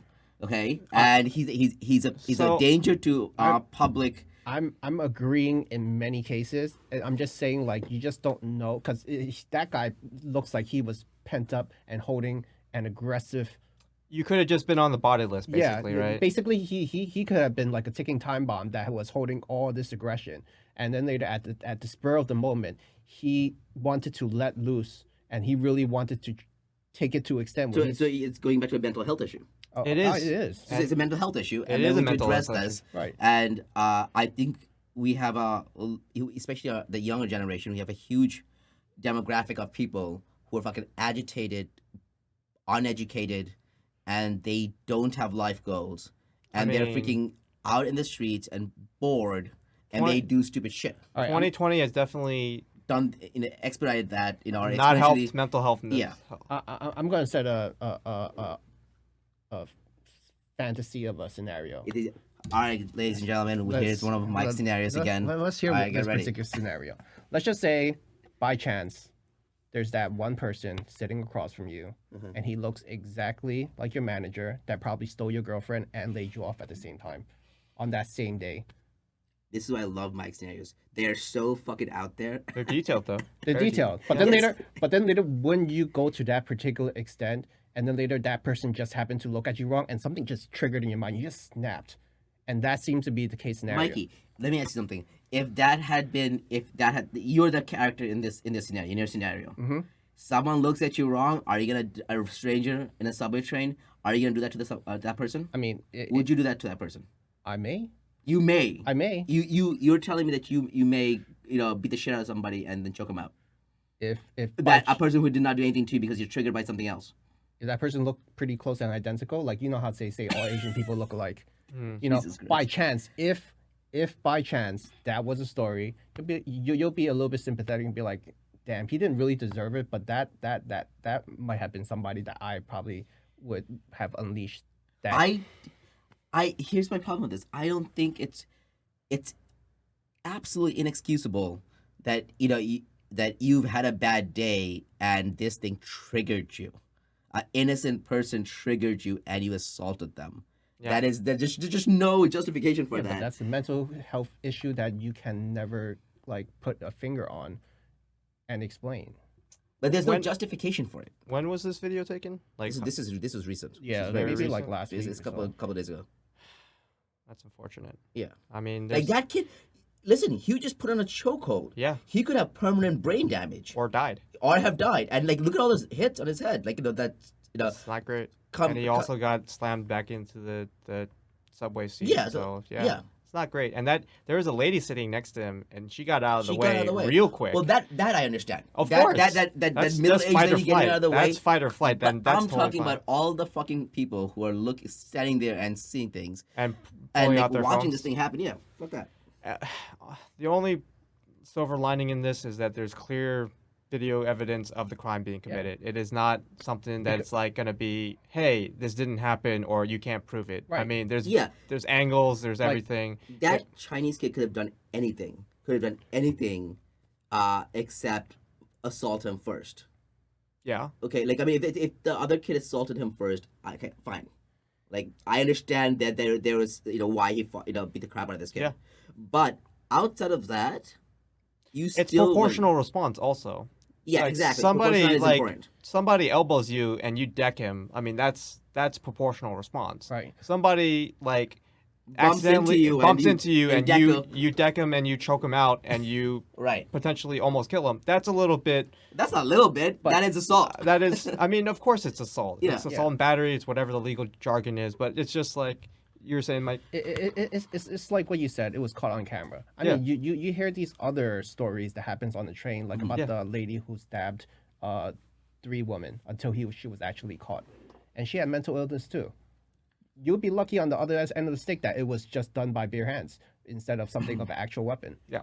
So Why do you guys think that is? Like, do you think this rise in mental illness issues has always been there, and we're just more aware of it now, of crazy people, or do you think like Well- does it feel like to you that there's an increase in the number of mental illness issues? Are people dealing with violent mental illnesses and they're acting out violently because of it? I definitely believe that's a trend that's been happening, and it's Do you think it's a trend that's increasing? yeah. yeah, Okay. absolutely. And it's not like you don't think that this has always existed, but people are just now we're just more aware of it because there's video cameras, there's surveillance, there's social media, we talk about it more. Well, the awareness of the crimes, but I mean, a lot of Americans go under the table, but they probably do have some sort of trauma in their history, Okay. or just are dealing through some personal trauma. Like we're all imperfect human beings. We've all got messed up childhoods. Nobody's life is quote unquote perfect, even though social media would let you believe that people lead perfect lives. That's only what they show the camera, correct? So, I mean, Americans in general, although the idea is there, and there have been notable personalities, celebrities or whatnot, have spoken out in favor of mental health. One prime example would be the NBA player. I forget his name, but he started the trend by like admitting he's dealing with depression and stuff, and that was a lot for an NBA player, a successful player, like a successful human being in his own right, to admit of his own demons, basically. It definitely sparked a conversation, and it led to other players definitely like opening up about their own troubles too. Like human beings are not great. Like we do things to each other that are very, very sometimes cruel. Yeah, We also do things to each other that are also very, very generous and life changing. I think we have range. We, yes, that is the curse and gift of human existence, Yeah. where you don't know the ripple effect of your actions until, if there is one, somebody upstairs checks you against a list and says, measures your good or evil done, and just lets you in or out. That's the premise of The Good Place. That's just funny. I was just starting the show, and it's, you know. You just pull the mic is like, just so you know, this is just a review of this movie. No, it's a TV play, but like, No, I know. I'm like, but so I mean, I'd like to think that the majority of people just want to live their lives and have a little better life for people they leave behind, or just do the right thing. Right, Generally, I do believe in the Inherent genuine, goodness. the inherent goodness of people. Yeah. People, I think most people are good. I think most people are. You gotta give people the benefit of the doubt. Exactly. I would, But I understand people who think the other way. Yeah. But for my mental health, Yeah. for my for my sanity, Yeah. I would much rather be an optimist and then be proven wrong. Yep. And then pessimist. Believe in the good of people. And then be proven right. Because Yeah. listen, if the shit that's gonna happen is gonna happen anyway. Yeah. Me being an optimist, I'm at least not torturing myself, thinking No. everything is shit all the fucking time. Or you will inherently, if you start becoming a pessimist and start negatively thinking just poor thoughts about people around you, in fear or not, you will make it happen. yeah, you're just Yeah. going to. It's not your fault necessarily, but like you can't act like you're gonna get jumped, so you're gonna walk away from everybody that's gonna jump you. You know, like you can't. Right. We watched this movie. You can't live your life in fear. Yeah. You gotta live your life, and like Exactly. if it happens to you, it's fucking shitty. Yeah, the movie that Wilson was talking about, something that we all watched, is Hector and the Search for Happiness. It's one of my top 10 favorite Yeah, films of all it was time. a great film. Very moving. But there's the thing is like if you can't, what was it? Fearing death is not living, or something like that. Something yeah. like that. But like you can't live in a fear of No. something bad might happen. You're not gonna really live. Yeah. And I mean, if this rise in incidents caused even one person to stay home and stay home and out of fear, yeah, than to go out and do their normal lives, then like the old joke is, the terrorists have already won. They've fundamentally changed how you interact with the world, and that's not a great thing to have happen. But to your point about mental health, I think awareness is increasing. I think the services are there potentially, but it's definitely not enough for like every American to get their own therapist, or like every American to go see a therapist. And maybe not every American needs to see a therapist, or not every American would actually benefit from therapy. There's no checkbox where like, oh, you then this gets into dystopian society of like, okay, so you're reporting for your mandatory, the plot of, it wasn't Interstellar, it was the other movie, shoot. well, what was the movie about? It came out the same year, but it was Brad Pitt. Oh, but he's going to. it's not the same year. It came out in 2019, and the movie was called Ad Astra, and it was one of Yes. the shittiest movies I've ever seen. Wow. What do you Rough. mean? I- You didn't think so? I It was didn't such enjoy a it dumb dude. That movie was beautiful, beautiful. It looked spectacucular. Okay, it looked pretty. Okay, you remember and the it plot, was though. just so stupid. I'm like, this is the dumbest shit I've ever watched. Sure. Like I only brought it up because. And I'm sorry, Bad Pitt. You were American treasure. It just you acted in No, that movie. he was fine. in You were that- phenomenal in that movie. You were great. He was carrying Brad that Pitt he was the only thing, but Yeah. the story was stupid. Sure, but my point about bringing up Ad Astra was the plot device where Brad Pitt's character has to check in with an automated therapist and repeat his emotions over and over and over again, and just kind of like I mean, that's pretty almost normal. cheat the system because he knows how to beat the system in terms of like you can't show emotion otherwise you get grounded. So he's Right. hiding his emotions and he's gotten Right. so good at it that he's a robot. Right. And he's the best pilot they have in that movie because he literally has no emotions. So but that's the kind of thing where like I would love for people to and encourage people to seek out help. Yeah. If no, you feel like you absolutely. need help, there are resources available, help, and if there aren't, then go look for one. Like- And I can't promise you it'll fix everything, but it helps. I absolutely encourage people to seek help. Even if you think that everything's okay, Yeah. just touch base with them. Just make sure everything is. Yeah. And it never hurts to talk to somebody. And if mental health was sought out and people sought out this and it stopped, it was the correct response to lower the incidence of this Asian hate and to start getting things back to normal where people aren't getting beat up, old ladies are getting beat up, then that's great. Right. But I don't. I mean, you're preaching to the choir here. Anybody listening to this podcast that's on the fence about it is not like, oh, I'm not gonna. I mean, after listening to you guys today, I'm not really gonna go punch a lady. Like, if we Hopefully Please that's see a not- therapist right away. if we that was the convinced case. you not to hit an old lady, then thank you for listening and check out Niaz and Michael's podcast at The Other Half and yeah. Yeah, I mean, I feel that in general, I mean, in most cases, whether it's your family or it's your second family with your social group, you just have to weed out particularly those that are absolutely toxic, and notify them that to confront them in a way to let them know that it's not okay and they should seek some sort of help. Right. Because in my experience, that wherever the interactions are, it could be like an abusive father, a drunk abusive father, and it's no good. And I know that it's out of their particular scope to either run away or to seek shelter elsewhere. But to know that you gotta cut that toxicity out of your life, because that is the encouraging part where it leads you to do something that you may or may not regret. Yeah. I don't know if pointing out family members or friends that like you need help. I see where you're coming from. I think that's a good one, but I also don't want it to be like a situation where you don't like something that someone does and immediately like that's the person you start blaming them like, oh, you need help.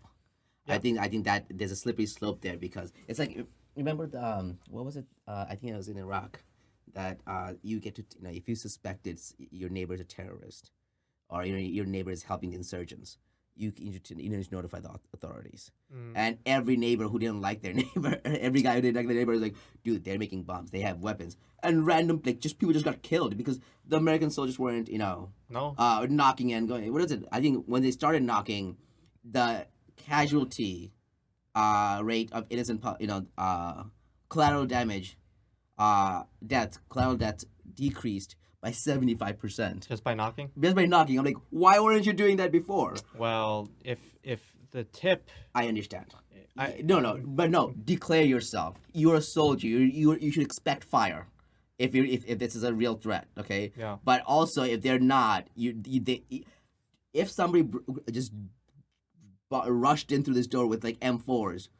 Are you not gonna fight them? Are you not gonna throw something? Are you not going to like protect your family? Are you not gonna run away? No, you So would. all those things. Anyway, And then you would get a bullet for it. yes, Unfortunately. yes. Anyway, I digress. But I'm Yeah. saying that I feel like it's a slippery slope where you You don't see him on a good day. You don't see him on. You see him on one bad day. Right? And but yes, if But you genuinely that's- see a friend who's in need, or if you genuinely see a family member who needs, like I'm not like who can benefit from getting help, But- absolutely you should take action. But that phrase is also loaded now. The one bad day thing because of the spa shootings. Well, that guy's that cop's an idiot. That cop is a freaking idiot. I think there's certain qualities that you have to have as a leader, that you have to uphold certain tenets, and this guy did not. You think if he was a Muslim guy or a brown guy, or a Chinese guy who did this, they would say, oh, he had a bad day. Yeah. Fuck you. Yeah. Um. Pretty callous for Yeah. sure. I don't know. I mean, when you get put in the media spotlight, you're bound to say the wrong thing. But this is a new. You're reaching Olympic levels of saying the worst thing you could possibly say. I mean- and that's just hard. Like you have to be really trying. You could have said anything else, and it probably would have been less offensive than. No, I'm gonna excuse this guy. He's probably just having a bad day after shooting 6 people. No, he wasn't. Just to be fair, he wasn't excusing this guy. He was saying that, well, listen, what was the motive? It wasn't racially motivated. It seemed like he was having a bad day. Bro, I have a lot of bad days too. I don't go around to 6 different locations and shoot a specific race of people. Okay. Yeah. And then what did he say? Like it wasn't racially motivated. He was addicted to sex. Like what? Yeah. What? It's almost like that particular saying, like, oh, I want to retract these words because I didn't have my sugar for the day. You know what I'm saying? It's like, yeah. Can we do this again? Time out. Can we redo? Can we redo this? I didn't actually mean to say that. Let me retract those words. I don't know. I'm not racist, but I just didn't have my cup of coffee, and it wasn't loaded with sugar, and I need my sugar to compose myself so I don't speak this way. But just to clarify, I'm not racist. Yeah. I'm not racist. I would usually say, like, if you have to defend that you're not racist, or if you have to have a, what was the word? This is stuck in my head. It's a something. Predisposition. No, if you have you say it Premeditated. No, if you say it before a sentence, or whatever. If you have to state before you say something, that Preamble. Yeah, maybe preamble, but before you say something, if you have to say, like, well, I'm not Preface. racist. Preface. Thank you. My God. Just sleep more. If you have to preface anything that you say by saying, well, I'm not racist, but I'm like, whatever you're about to say, dude, it's gonna be pretty racist. Yeah. Like, don't take this into offense. Yeah. But That classic phrase, like, no offense, but let me offend you for a second. yeah, let me just straight up just bulldoze over you and just. I mean, I pulled that card. No offense, not racist, but it just.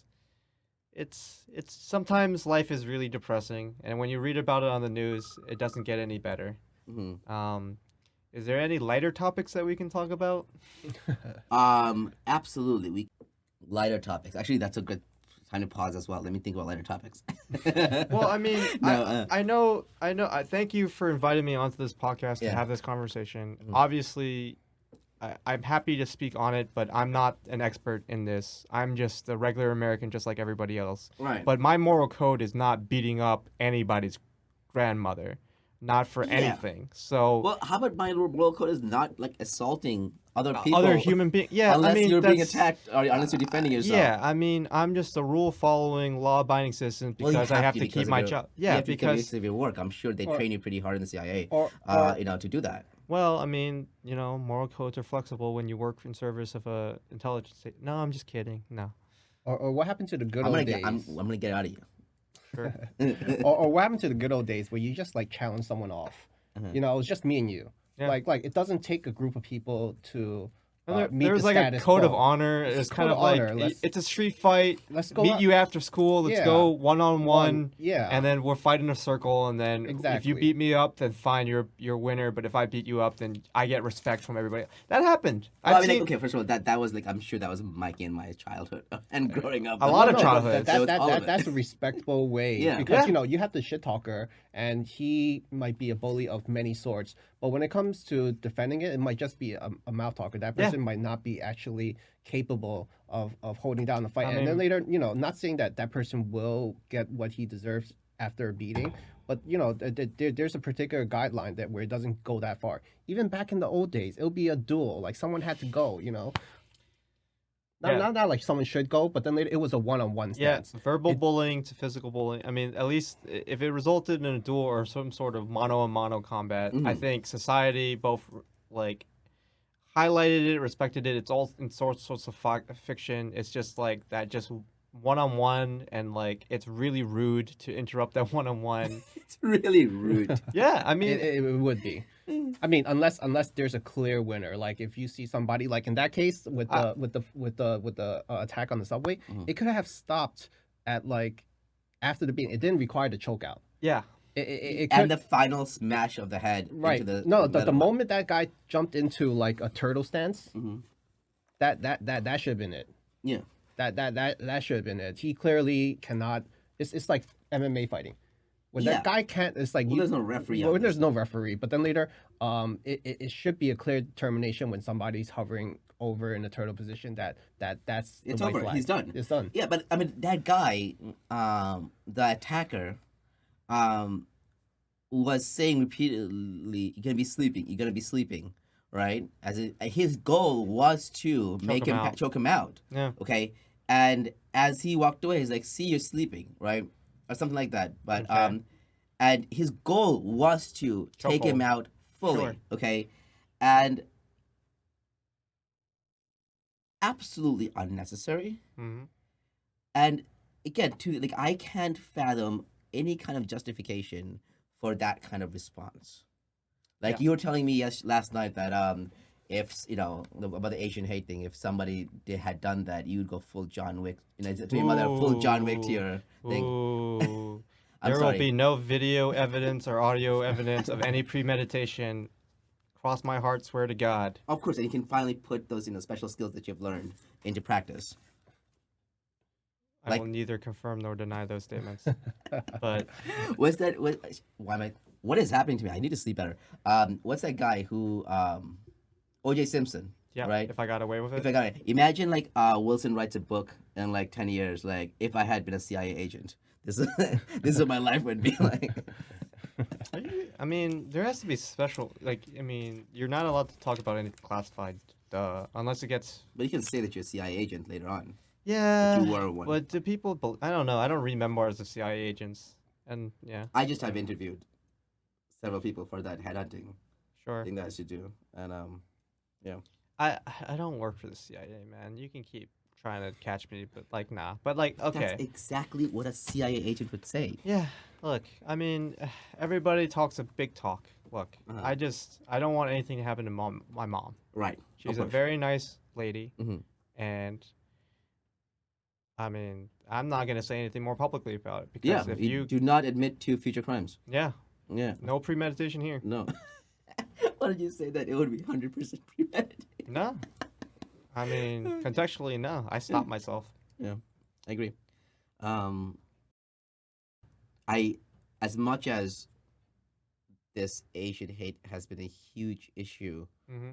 recently, we need to address the fact that we've been living with this forever. Yes.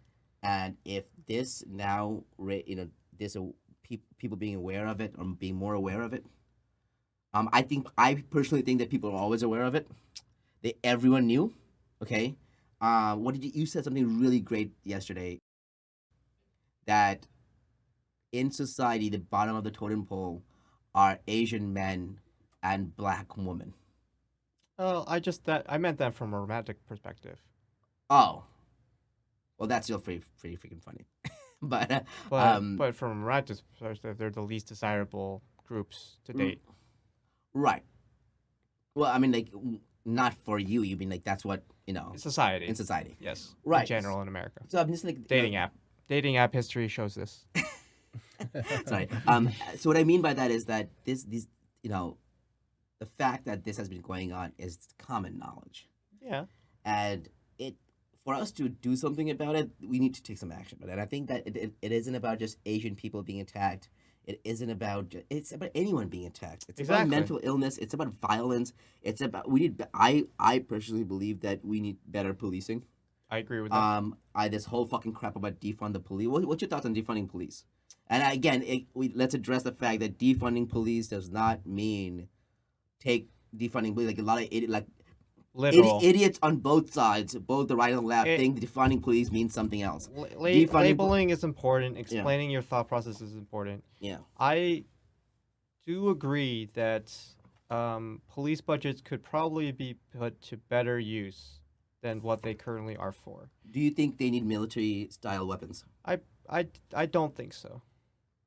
I think that if the situation warrants it, where they do feel the need to have that sort of heavy gear, they already have that in special weapons and tactics. too. Yeah.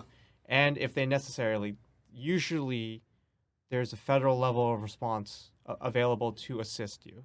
And those guys are federally funded. Like, defund the police, your local police in your municipality should just be for enforcing the basic stuff. If you need like military assault tactical gear to do a traffic stop, that's a little bit, I think, over the line. I would say even doing like a home check and like just investigating your home. Do you really need to come in with full tactical gear? Right. I get that officer safety is important. I get that, but I feel personally as a citizen, I would feel more comfortable if the police weren't looking like the actual military. I agree. I agree to you with you to a certain extent. Mm. In a country like England, where cops don't have guns, Some. most cops don't carry guns. Sure. Most cops don't carry guns. Yes, There are special officers who are who are supposed specifically to carry, trained specifically and trained and have authorized. Yeah, yeah, but they also don't have the public don't have as many guns as we do. sure, that's a fundamental American issue. Yeah, yes. this is an American issue. Yeah. So I think that as long as our citizens have legal or illegal guns and they're doing something, I believe in the Second Amendment. I believe in owning weapons, owning guns. I am a full supporter of that. Yeah. But I don't think people should be yelling Second Amendment, because that the standing militia shit does not apply anymore. Well, so like for example, if the police have a warrant and they do a nighttime knock raid on your residence and they come in full tactical gear, Yeah. that's something. But if, Well, based on they need to have prior knowledge that these people might be armed and dangerous inside. That's why I'm coming in full tactical gear. sure, but I would hope that the officers doing this have that as a prerequisite. Like I hope they're hitting the right house. Well, Where we've had that crap happen. exactly, they've hit the wrong house, and then people who are woken up from sleep, who suddenly hear commotion downstairs, and they see their front door getting busted open, their first thought isn't it's the police, it should be cool. Right. It's like, hey, I don't know who this stranger is, but they're kind of scary, and I'm going to instinctively react in a possibly threatening manner where the police feel justified to use lethal force, which is a terrible state of affairs. Yeah. But my point really was just if you had to do these no-knock raids, that's one thing. I think I would like that toned down because that's Absolutely. just scary. You need to have proper warrants, you need to have proper cause. And in the case of Breonna Taylor, think about that. Even her boyfriend, I believe, he shot back at the police. Because they never identified themselves. Yeah, but he knew to shoot towards their legs and shoot their legs. Like this is a private citizen with the common fucking decency to shoot their attackers in the leg, and one of these trained or supposedly trained cops shot innocent woman to death Yeah. inside her own apartment. Yeah. So I think that the police have to be better trained. Yeah. I And believe that's where the funding should funding should go go to training. Yes. Absolutely training, not defund the police. Give the money not to buy more Just- weapons. I don't need my cops to have tactical M4s. Yeah. And what is that? There's a one Or one Humvee armored truck. armored you know, trucks like or these are all surplus from the military left over from our overseas wars. So right. it's just But how about there's a small town that had bazookas? But like what? When are you going to need these bazookas? Like when are you going to like if you have a situation where you need bazookas, you need to call the National Guard. I'm on board. I'm agreeing with you here. Like I think that I respect the police. I'm a law-abiding citizen. I believe in the police system in terms of just look, you don't as a private citizen deal with people messing up your stuff. If a crime happens to you, you report it to police and then you let the justice system do its thing. I'm a believer in that. But we know humans are imperfect and the justice system isn't perfect, and certainly policing isn't perfect. Yeah. I totally empathize with their point of view, but their training is starting to get very eerily like it's us versus them, and they're very emphasizing, I don't care what you have to do. I would rather you come home at night to your families than whoever you're knocking a door on. And that's kind of like, if you had a chance to de-escalate the situation or approach the situation differently, but you and your group, the police, are operating with a certain set of rules that are not letting you de-escalate because of just the way things are, then I think that's a fundamental problem that I have. I have the utmost respect for the job and the profession Absolutely. that they do, but you have to realize that you have other people's lives in your hands, and wouldn't you feel guilty if you killed somebody by mistake? Right. Shouldn't you feel guilty? Absolutely. So shouldn't lethal force be the last resort and not the first resort, which seems to be the case a lot of the times? It just happens to just escalate. The officer felt their personal safety was threatened, therefore their instinctive reaction, their training is telling them, don't hesitate, pull the trigger, put them down because they're a threat. That training needs to change, and I agree. I think that's the point that I'm trying to get across here. Yeah, I agree with you on this, and the reason that I brought up, the police in England compared to ours is if they don't have a lethal means of force on their person, then they're not even able to, like, as a first resort, use it. So no, what I was saying is, yes, but we can't have that until we have better gun control. So there's no illegal guns, and they're like, I mean, listen, being a cop is a scary job. Yeah. Okay, you're walking up to a car. You pull over a car. They have tinted windows. Yep. You don't know if there's a guy in there with a gun. What's gonna happen? You can go in without flashing your gun, and you might get shot. It's every moment is a scary. It's like, I mean, like it's a high pressure, high risk job. Yeah. A job that you should be far better trained for. Yeah. And you're absolutely right. And probably compensated for. And absolutely better compensated for. In all public service. I agree. And and listen, we'll see what we can do on getting CIA agents more money. But I'm happy to serve. I'm just saying he's gonna write a book saying that if I was a CIA agent. But anyway, I agree with you. I do think that there has to be better training, and there has to be better training because it's a scary job. It's a tough job. They should be paid better. Yeah. There needs to be incentive for them to give a shit. And their first response shouldn't be like, I do believe that the gun, you're like, a lot of cops are using tasers now. Yeah. Great. Use the taser first before you start shooting somebody. Yeah. Okay. There's a lot of crazy people out there. Yeah.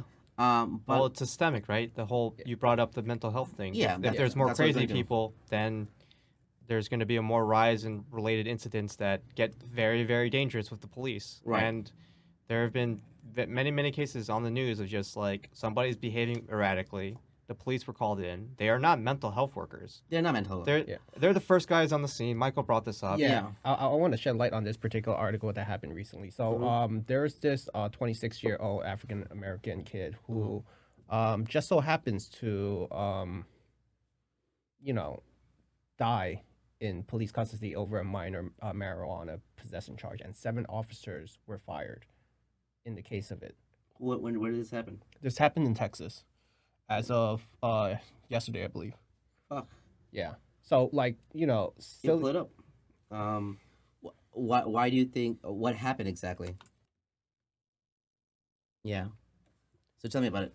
so you know, like I said, it was over minor marijuana possession, Mhm. and it's very unfortunate, but they really didn't specify clearly what was the case of why the 7 officers were fired. It Mhm. wasn't quite disclosed, but there's obviously, and it's clear to in the article that this guy had a mental health issue, which we are talking about. Mhm. I mean, there has to be a particular new training on situations like this. Right. And if they have a mental case issue, they should just, you know, have a police officer available, detained, and taken to a psychiatric ward, you know, instead of putting them through the particular system. They don't specify how he passed away, I believe, Mhm. but I believe this is just one of many cases. Yeah, I agree. I do think that, and again, this coming back to the mental health cases again. We need to have a way to respond to this. Yeah. You know, being a cop should not be this easy. No. Okay, I think you need like a 60 credit associated degree, and you Pretty can- low requirements for pretty sure. very they. I mean, for a class of our society with on whom we are entrusting our lives, our safety, our protection, and then arming them Yep. to ensure that Yeah. there needs to be better, like the bar needs to be set higher Yeah. for them to qualify for this job, for this trust. Well, it is certainly a race to the bottom because you want to keep things cheap. So Right. you recruit people who are willing to take that low salary. And I also want to press this particular topic. I'm not sure if you have been informed of this particular news, but out in California, I don't know what the hell is going on. But there's 2 particular articles that we post up on our website that is touching to me. First, there's this guy, and he raped this 8-year-old girl, supposedly bit some other women on the face, but that 8-year-old girl, she also knocked unconscious and fractured her skull with a shovel. Okay. That guy is, I don't think he did any time. They put him back out because they said that he is he's not fit to hold trial mentally. Okay. And then and then there's this other scenario that was that about California Supreme Court rules it's unconstitutional to detain people in jail because they can't afford bail. Yeah, so I looked into. Okay, so let's address one thing at a time, right? No, you don't get to rape an 8-year-old, and I don't care how mentally ill you are. You don't get to, not face prison time. You can get psychiatric help. Yep. In prison. No, you can't have the crazy escape, and say or the excuse saying that I was mentally ill so I fucking raped an 8-year-old. No, you need to freaking rot in jail. You can get help there. You can become a better person there, but you shouldn't see daylight again. I mean, the whole point of jail should be rehabilitation, but it should also No, not be for that.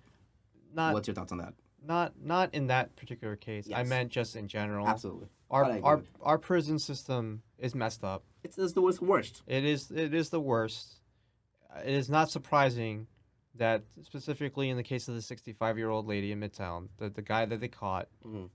did 17 years for stabbing his own mother to death. Mhm. So he went away for murder, and he just got out on parole in 2019. And then, he's now a repeat offender, basically. So the justice system definitely, 17 years in prison is a very, very long time. He went in as a young kid, and now he's a middle-aged 36-year-old adult, and now he's going to be going back to prison probably, hopefully, for He has to first be. assault. But recidivism aside, it's just it's concerning that our prison system doesn't seem to be making people who It's- go in It better. just holds and feeds people for a while. Yes. That's all it does. And if we are to use the prison system, it is supposed to be to keep these violent offenders away from the general public because Right. they are a danger. Right. So it's a failing on two fronts. Right. Basically, if we're putting them away to keep them away from us, sure, let's do that. But in this case, with the 8-year-old, the person who raped an 8-year-old, like, they didn't do that. That's a problem. Then we have other cases of ex-felons who definitely I sympathize with ex-felons. It's a shitty thing. It's always going to be on their background check. They're probably never going to get a really nice, not even a really nice job, just a job in general again. This permanent record, Yeah. this permanent stamp is going to be with them and affect their livelihood at every step of the way. And like an ex-con as an ex-con as an ex-con is like, if you do the background check, you don't actually care more than they serve time in prison, then, you know, I don't want to talk too much about this because I'm not familiar with it, but there is a social hierarchy in prison about murderers are like okay, you know, like bank robbers are okay, but like child molesters, you know, like they're definitely on the totem, like bottom of the totem pole, and like there's this taboo or myth, not even myth, but just like there's this conception that if a child molester gets into prison, they're usually not in general population because they have to be isolated for their own good because the other inmates will find out and actually do the punishment for the justice system. That there's always that thing where you hear about it in the news, like a pedophile gets caught and they're like, see you in hell in prison, because they know that they're hoping that you die in prison, Right. and not because the justice system is going to kill you, but like literally other inmates who have an honor system internally think that your crime is so messed up and they have kids of their own or something that they'd rather just do it to you. Well, what do you think the solution is to? I have no. I know. I mean, what I'd ask is that, what do you think the solution is to the fact of people not rehabilitating in our prison system and then letting them out?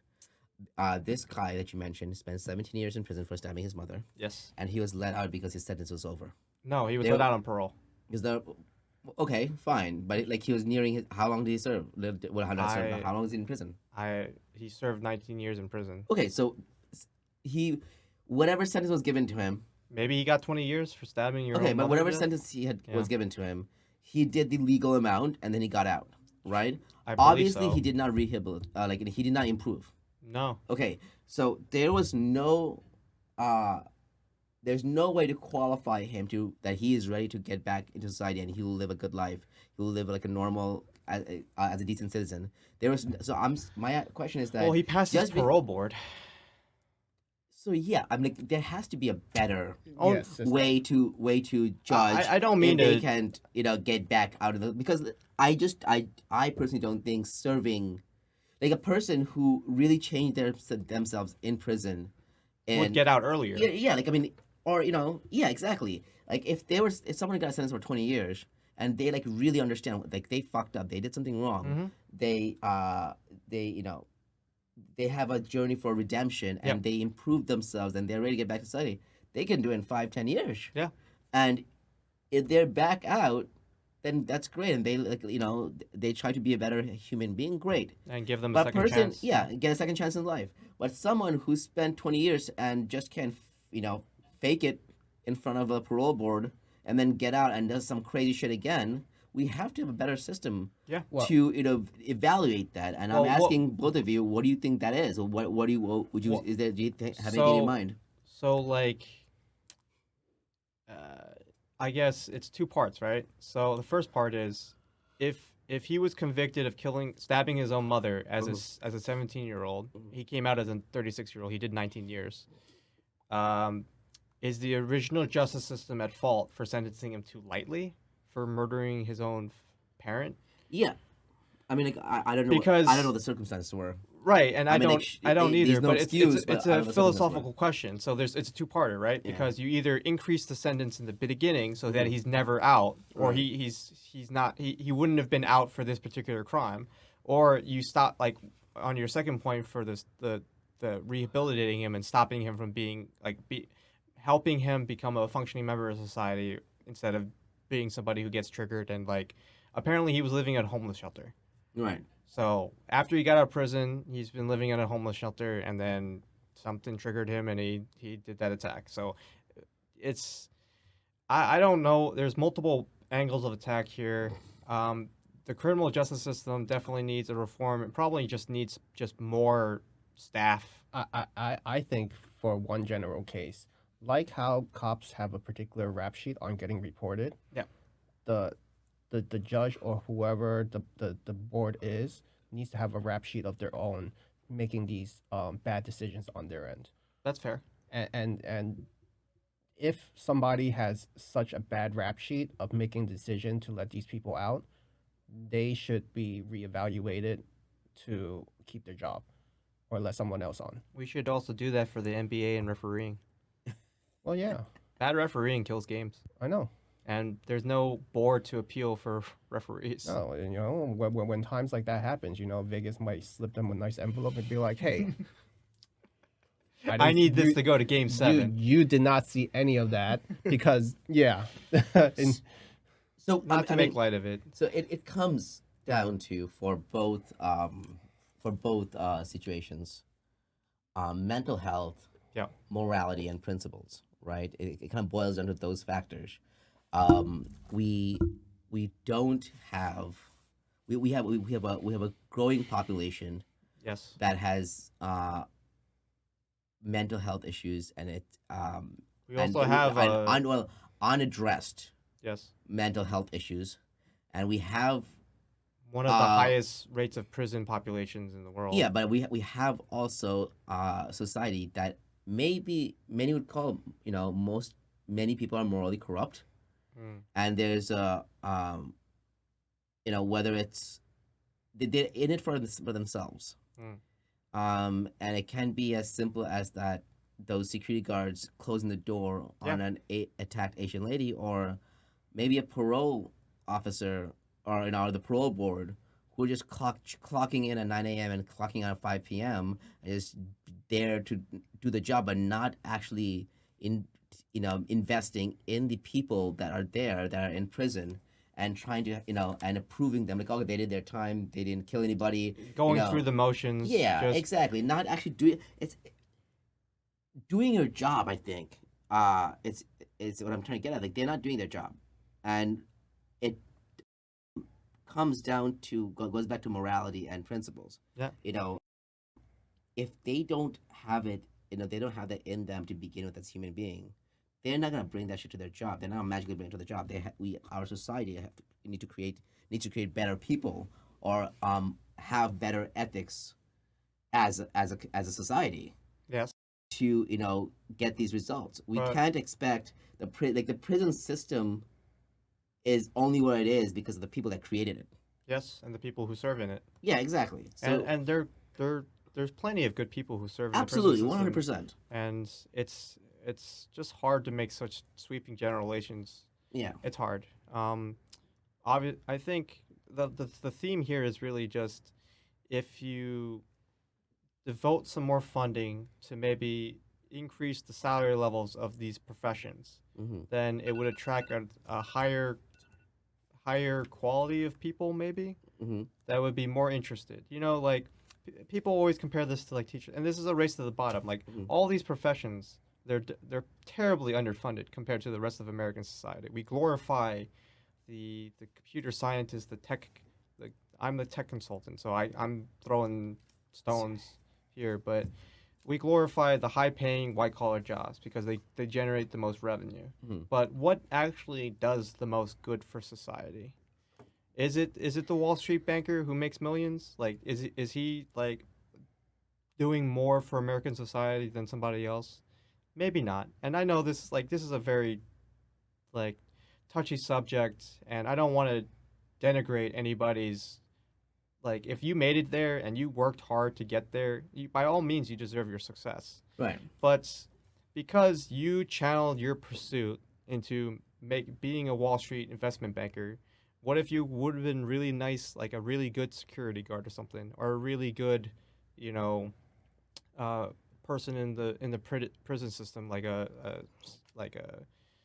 prison guard, or just like somebody who works with the inmates or something like that. Like, we are selectively denying possibly not the best and brightest of our population, but we're just not we're not highlighting that these are important jobs and people need to do them and they need to do them well, and we're really just letting things slide. So I And think what you're saying is our values.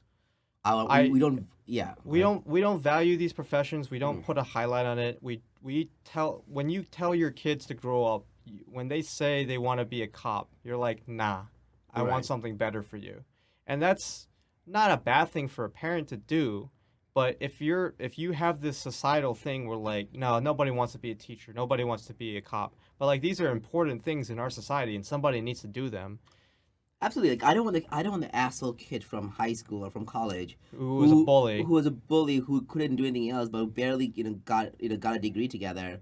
And I'm not saying like people who have college degrees are plenty of good people and they do fine jobs. I'm saying I don't want the asshole one of them to just barely get a associate degree together or 6 credits together and then be Meet the minimum meet requirements the to be minimum a police requirements officer and and be then a carry cop a and just be a weapon. douchebag again. Yes. I don't want that. I want the kid like being a cop should not be a fallback.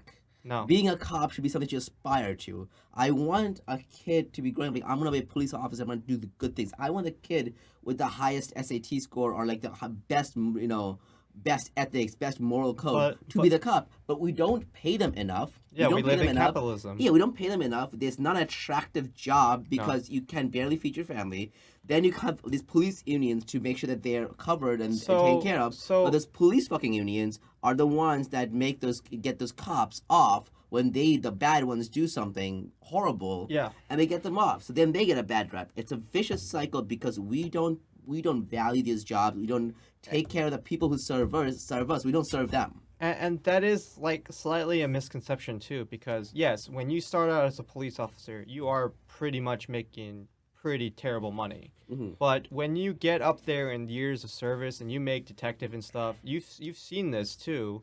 Like people who make overtime in police, like That's ridiculous. they do make quite a bit. Right. So it is not that, it's not just out of the gate. I think that's what people are expecting. Like right out of college, if you become a police officer, are you making six figures? No way. No way.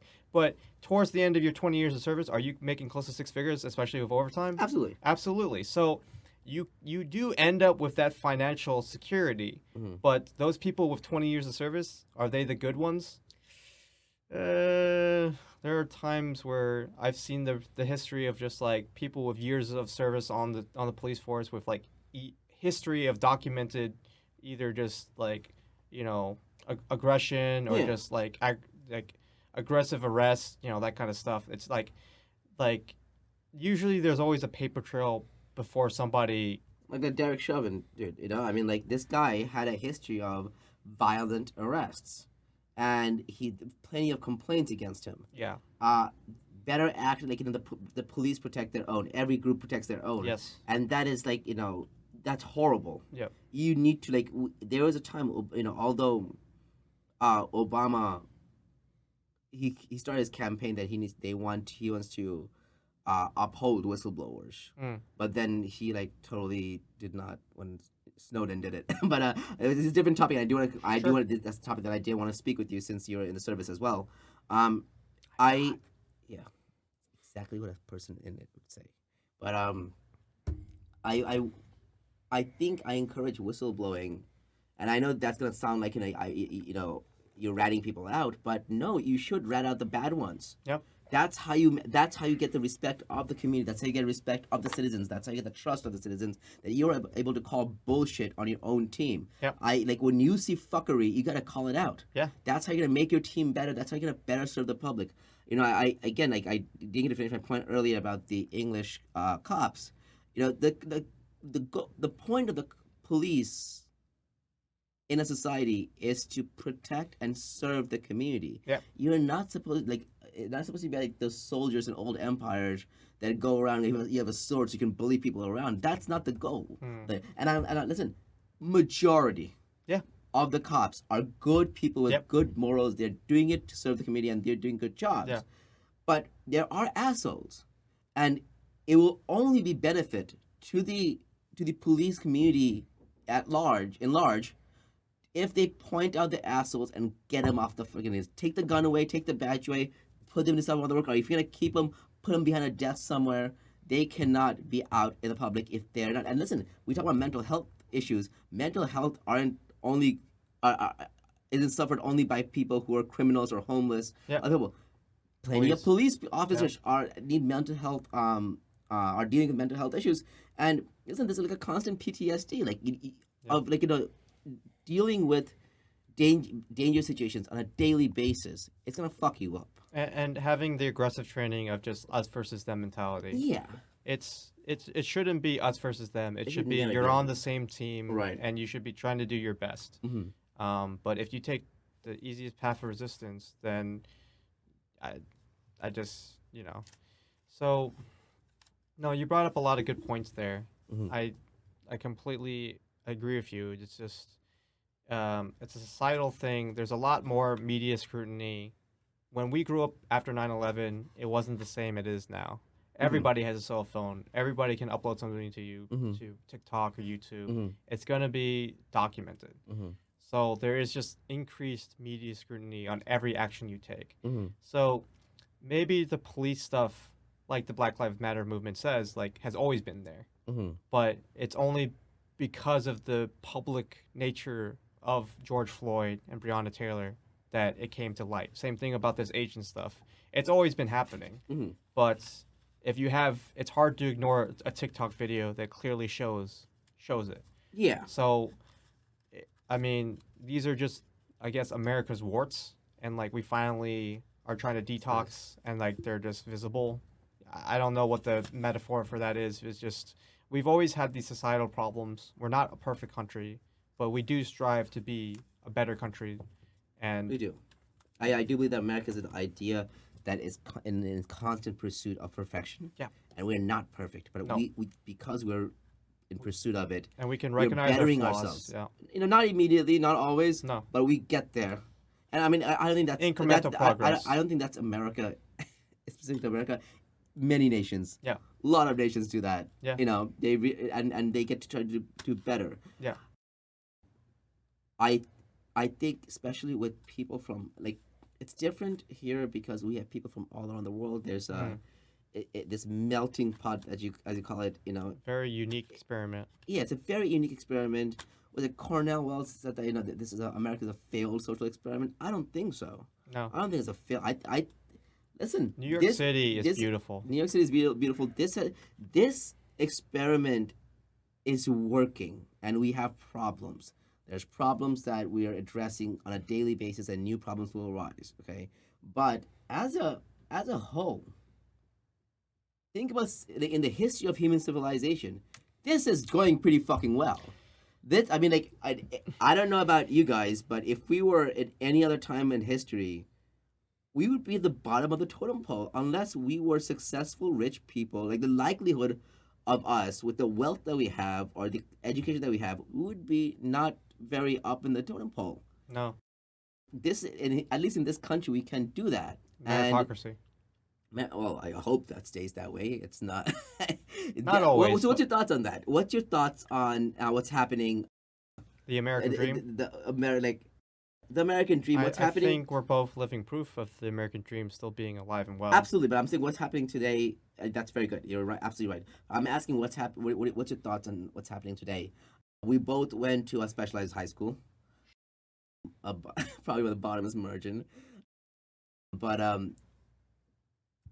now they are saying that those high schools would be a lottery system. Instead of based on test it's scores. based on test scores. There are a lot of places like they're like, oh, we're gonna get rid of the SAT. Certain I don't know. It's like that thing in the 90s where they get what is it, participation trophies. What's your thoughts on that? You just mentioned that this is a country based on meritocracy. Do you think that's true? Do you think that's still happening? Or I mean, like, it is still obviously still happening, but the culture is changing. The culture is changing, and what's your thoughts on that? Of in the name of making things equal and fair for everyone, Affirmative action. you're taking away competition. What's your thoughts on that? Example being affirmative action. It is a form. Sure, but I mean, I'm talking. This is much worse than affirmative action. I mean, I'm much worse saying. I'm not saying affirmative action is bad. I think there's both positive and negative aspects of affirmative action, but I think this is a whole new level of stupidity, of letting people into specialized schools based on lottery, not test scores. I mean, Like taking away that academic competition. yes. So those high schools have always been known. If you're in New York City, You know which of those schools are. you know those schools are. You know every parent wants you to get in them. It's kind of funny. As mandatory for every Asian kid. Unfortunately, yes. Yeah. Well, I mean, our cultures do prioritize education. Absolutely. So it's just That's the kind only of, way up. we do value that, and that is partially what leads to the success that we have. Yes. So I grew up knowing that at 8th grade, every public middle school lets you take that test, and then if you do well on it, you get a slot at one of the 6 specialized science high schools. At that time, 3. No, there's Our year started the 6. I'm sorry. Go ahead. yes, our year started the 6. Mhm. I don't even recognize the other. Like, the 3 big names are Stuyvesant, Bronx Science, and Brooklyn Tech. And it's not that Brooklyn Tech is actually worse to get into. It's just more like Stuyvesant has a smaller class size, Right. and so does Bronx Science. Well, Stuyvesant's still you have to have a higher score. There's 3 tiers of scorings. Yes. And Stuyvesant is the highest. Bronx Science was second, Brooklyn and Tech is the third. yeah. But Brooklyn Tech also had more slots than Bronx Science and Stuyvesant Yeah, but that's because of the school size. But that's sure. Wait. I haven't talked about this in years. I mean, just so, is it still 4,000 kids total? Did they up it? Or No, it's is it definitely it's a lot more than that. No. it's a lot more? How much is a grade? Like, when we went, it was 1,000, and that was already a lot. Yeah, it's more than 1,000. Wow. Yeah. There's more now. I don't know the exact number. Overcrowding is definitely a thing. Yeah, I don't know the exact number, but size of the school did matter. Okay. But not only that, the schools were better. Yes. Well, all knew that.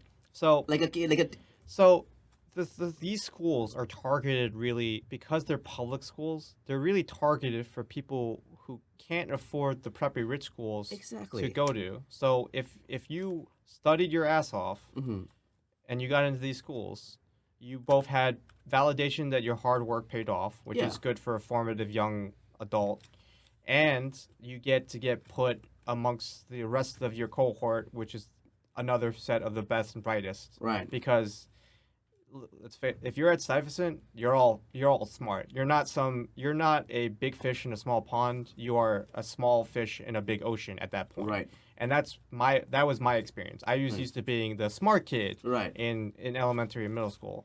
Come high school, and you're rudely awakened that no, everybody is just as smart, if not smarter than you. I don't think that was the case in Tech. No, I don't think that was the issue. generalities. In Stuyvesant, absolutely, that was the issue. That was the case. But I think Bronx Science a little bit, sure.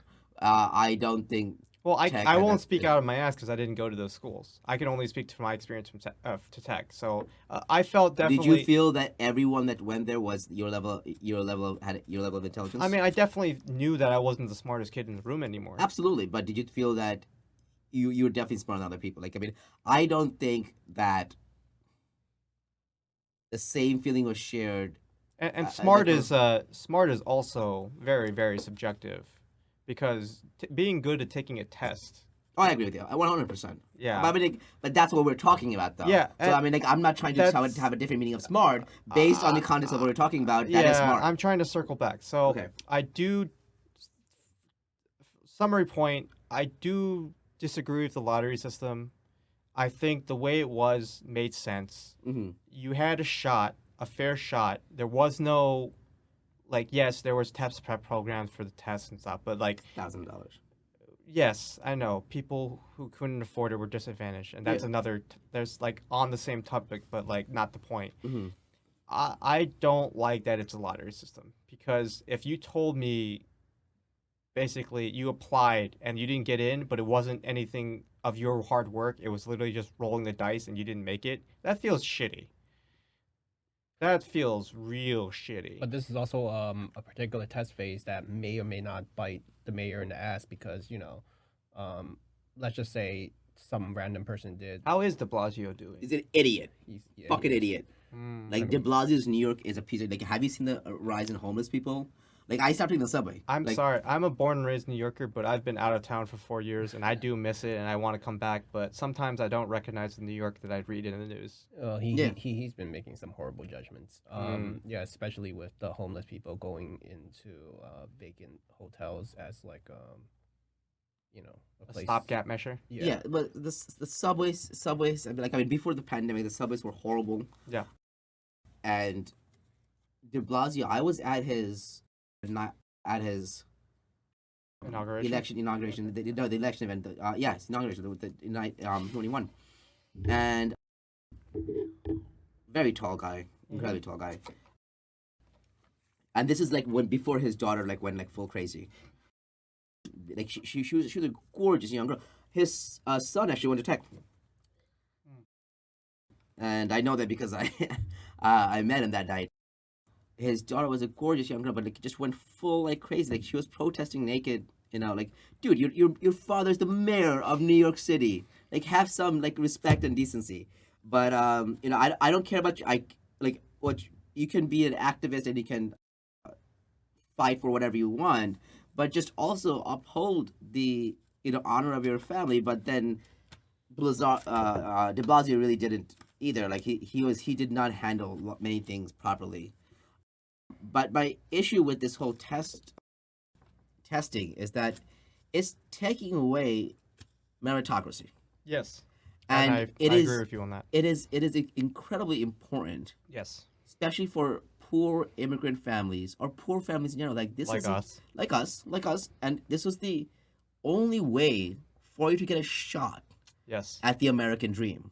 It was a stepping stone It- where this high school definitely has a high success rate, of Yeah. a high graduation rate, good education, definitely prepares you for college. Mhm. It was highly well regarded for a reason. It's a good thing basically, and you're messing with a good thing, and it's not. I personally, after hearing about that, I do not agree with the whole lottery system. I think it should still remain a testing. There are legitimate complaints and arguments about do you really want? It's the same argument against the SAT. Do you really want to base your entire student future just based on one standardized test? Not everybody's good at taking tests. Not And everybody. not everyone's gonna make it. Not everybody's gonna You make can it be that super either. smart and not make the cutoff. On Yes. the subject of education, I feel like we've been speaking about important roles Yeah, of education. Education is one of them, and I feel like you being the principal of your school, Yes. your interview with the teacher should be like just sitting down and seeing them go through a session of just like whether it's remote teaching or whatever to just They do that. well, it doesn't seem like they really put much effort for most schools. Well, that's also because the same thing the cops. It's They a don't race to pay the them. bottom. It's a race to the bottom. Like oh, I didn't get to do my dream thing or my career. I guess I'll become a teacher because you'll get government benefits and stuff, but you'll get paid shit. So the Yes. Not enough to support a family. not either. enough to support a family at all. And you know, like so many teachers complain, like I have to buy my Own elementary kids supplies. with Yeah. their own money, buy supplies with their own money. Like that's ridiculous. It's no surprise that we Yes. have idiots running around this country when our educational system is shit. Public education. Public yes. educational system is shit, and we're trying to make changes that are ridiculous, like and taking away this merit-based system from education, because you know who the fuck's not doing that? China's not doing that. Russia's not doing that. India's not doing that. No. Okay, those countries that are coming here, like the graduates from this country are coming here and taking American jobs. They're not doing that. China's not worried about China's about competition. You work your ass off, you study hard, Yes. and you do well. Okay, we're not. They're not bothered with this like stupid cultural bullshit or cultural debates. Bill Maher had that good segment against America versus China in this regard. Yes, I would refer podcast listeners to. Yeah, Bill Maher's amazing. I mean, like there's things that I disagree with him on, but I think about this, where our country's going and how we're being left behind. I think he's very accurate about this, Very and much especially the so. political correctness, huh? I mean, if you're able to rebuild a highway in weeks, But yeah, when Look when, at it. when it takes us weeks to patch one up, we figure out, we have 88,000 bridges and tunnels that are under code and that are collapsing in the United States. Our fucking infrastructure is shit. And meanwhile, we're debating, oh, should this fucking bridge be named this or not, or should We have bigger problems. Debating the no, do we have bigger problems? We have Oh, I meant specifically the naming thing. Like we have bigger problems than like what to decide to name stuff. yeah, and it's ridiculous that that's what we spend our time on when we actually need to help the people and Well, the status of our country, the So state of our country. I think a point that I think a lot of Americans agree on is that we do not spend enough on preventative stuff. Yeah. What you pay stuff to keep your car going, and you pay it, and it sucks, but it keeps your car going. Mm-hmm. Would you rather pay after the fact, after your car gets into an accident and you lose the car? Right. No. You understand that, and that's what insurance is for. Right. Our theoretical insurance is our taxes on infrastructure, and we're just not spending the insurance money that we're getting on like getting fixes to our the metaphor car is the bridges, the roads, the tunnels. Like our transportation system needs a massive overhaul, but it is not sexy to spend money to overhaul a bridge, Well- especially when it takes years to accomplish. It shouldn't take No, it years. shouldn't though. take It years. So shouldn't take basically, years. That's though. that's a fair point too. The contract that was made that benefits the other party for possibly political reasons Yeah. is the downfall. Yeah. Because, for somebody to hire like 4 people to oversee a patchwork on the ground that's probably going to take a whole week, it's ridiculous. It just should be done. Mhm.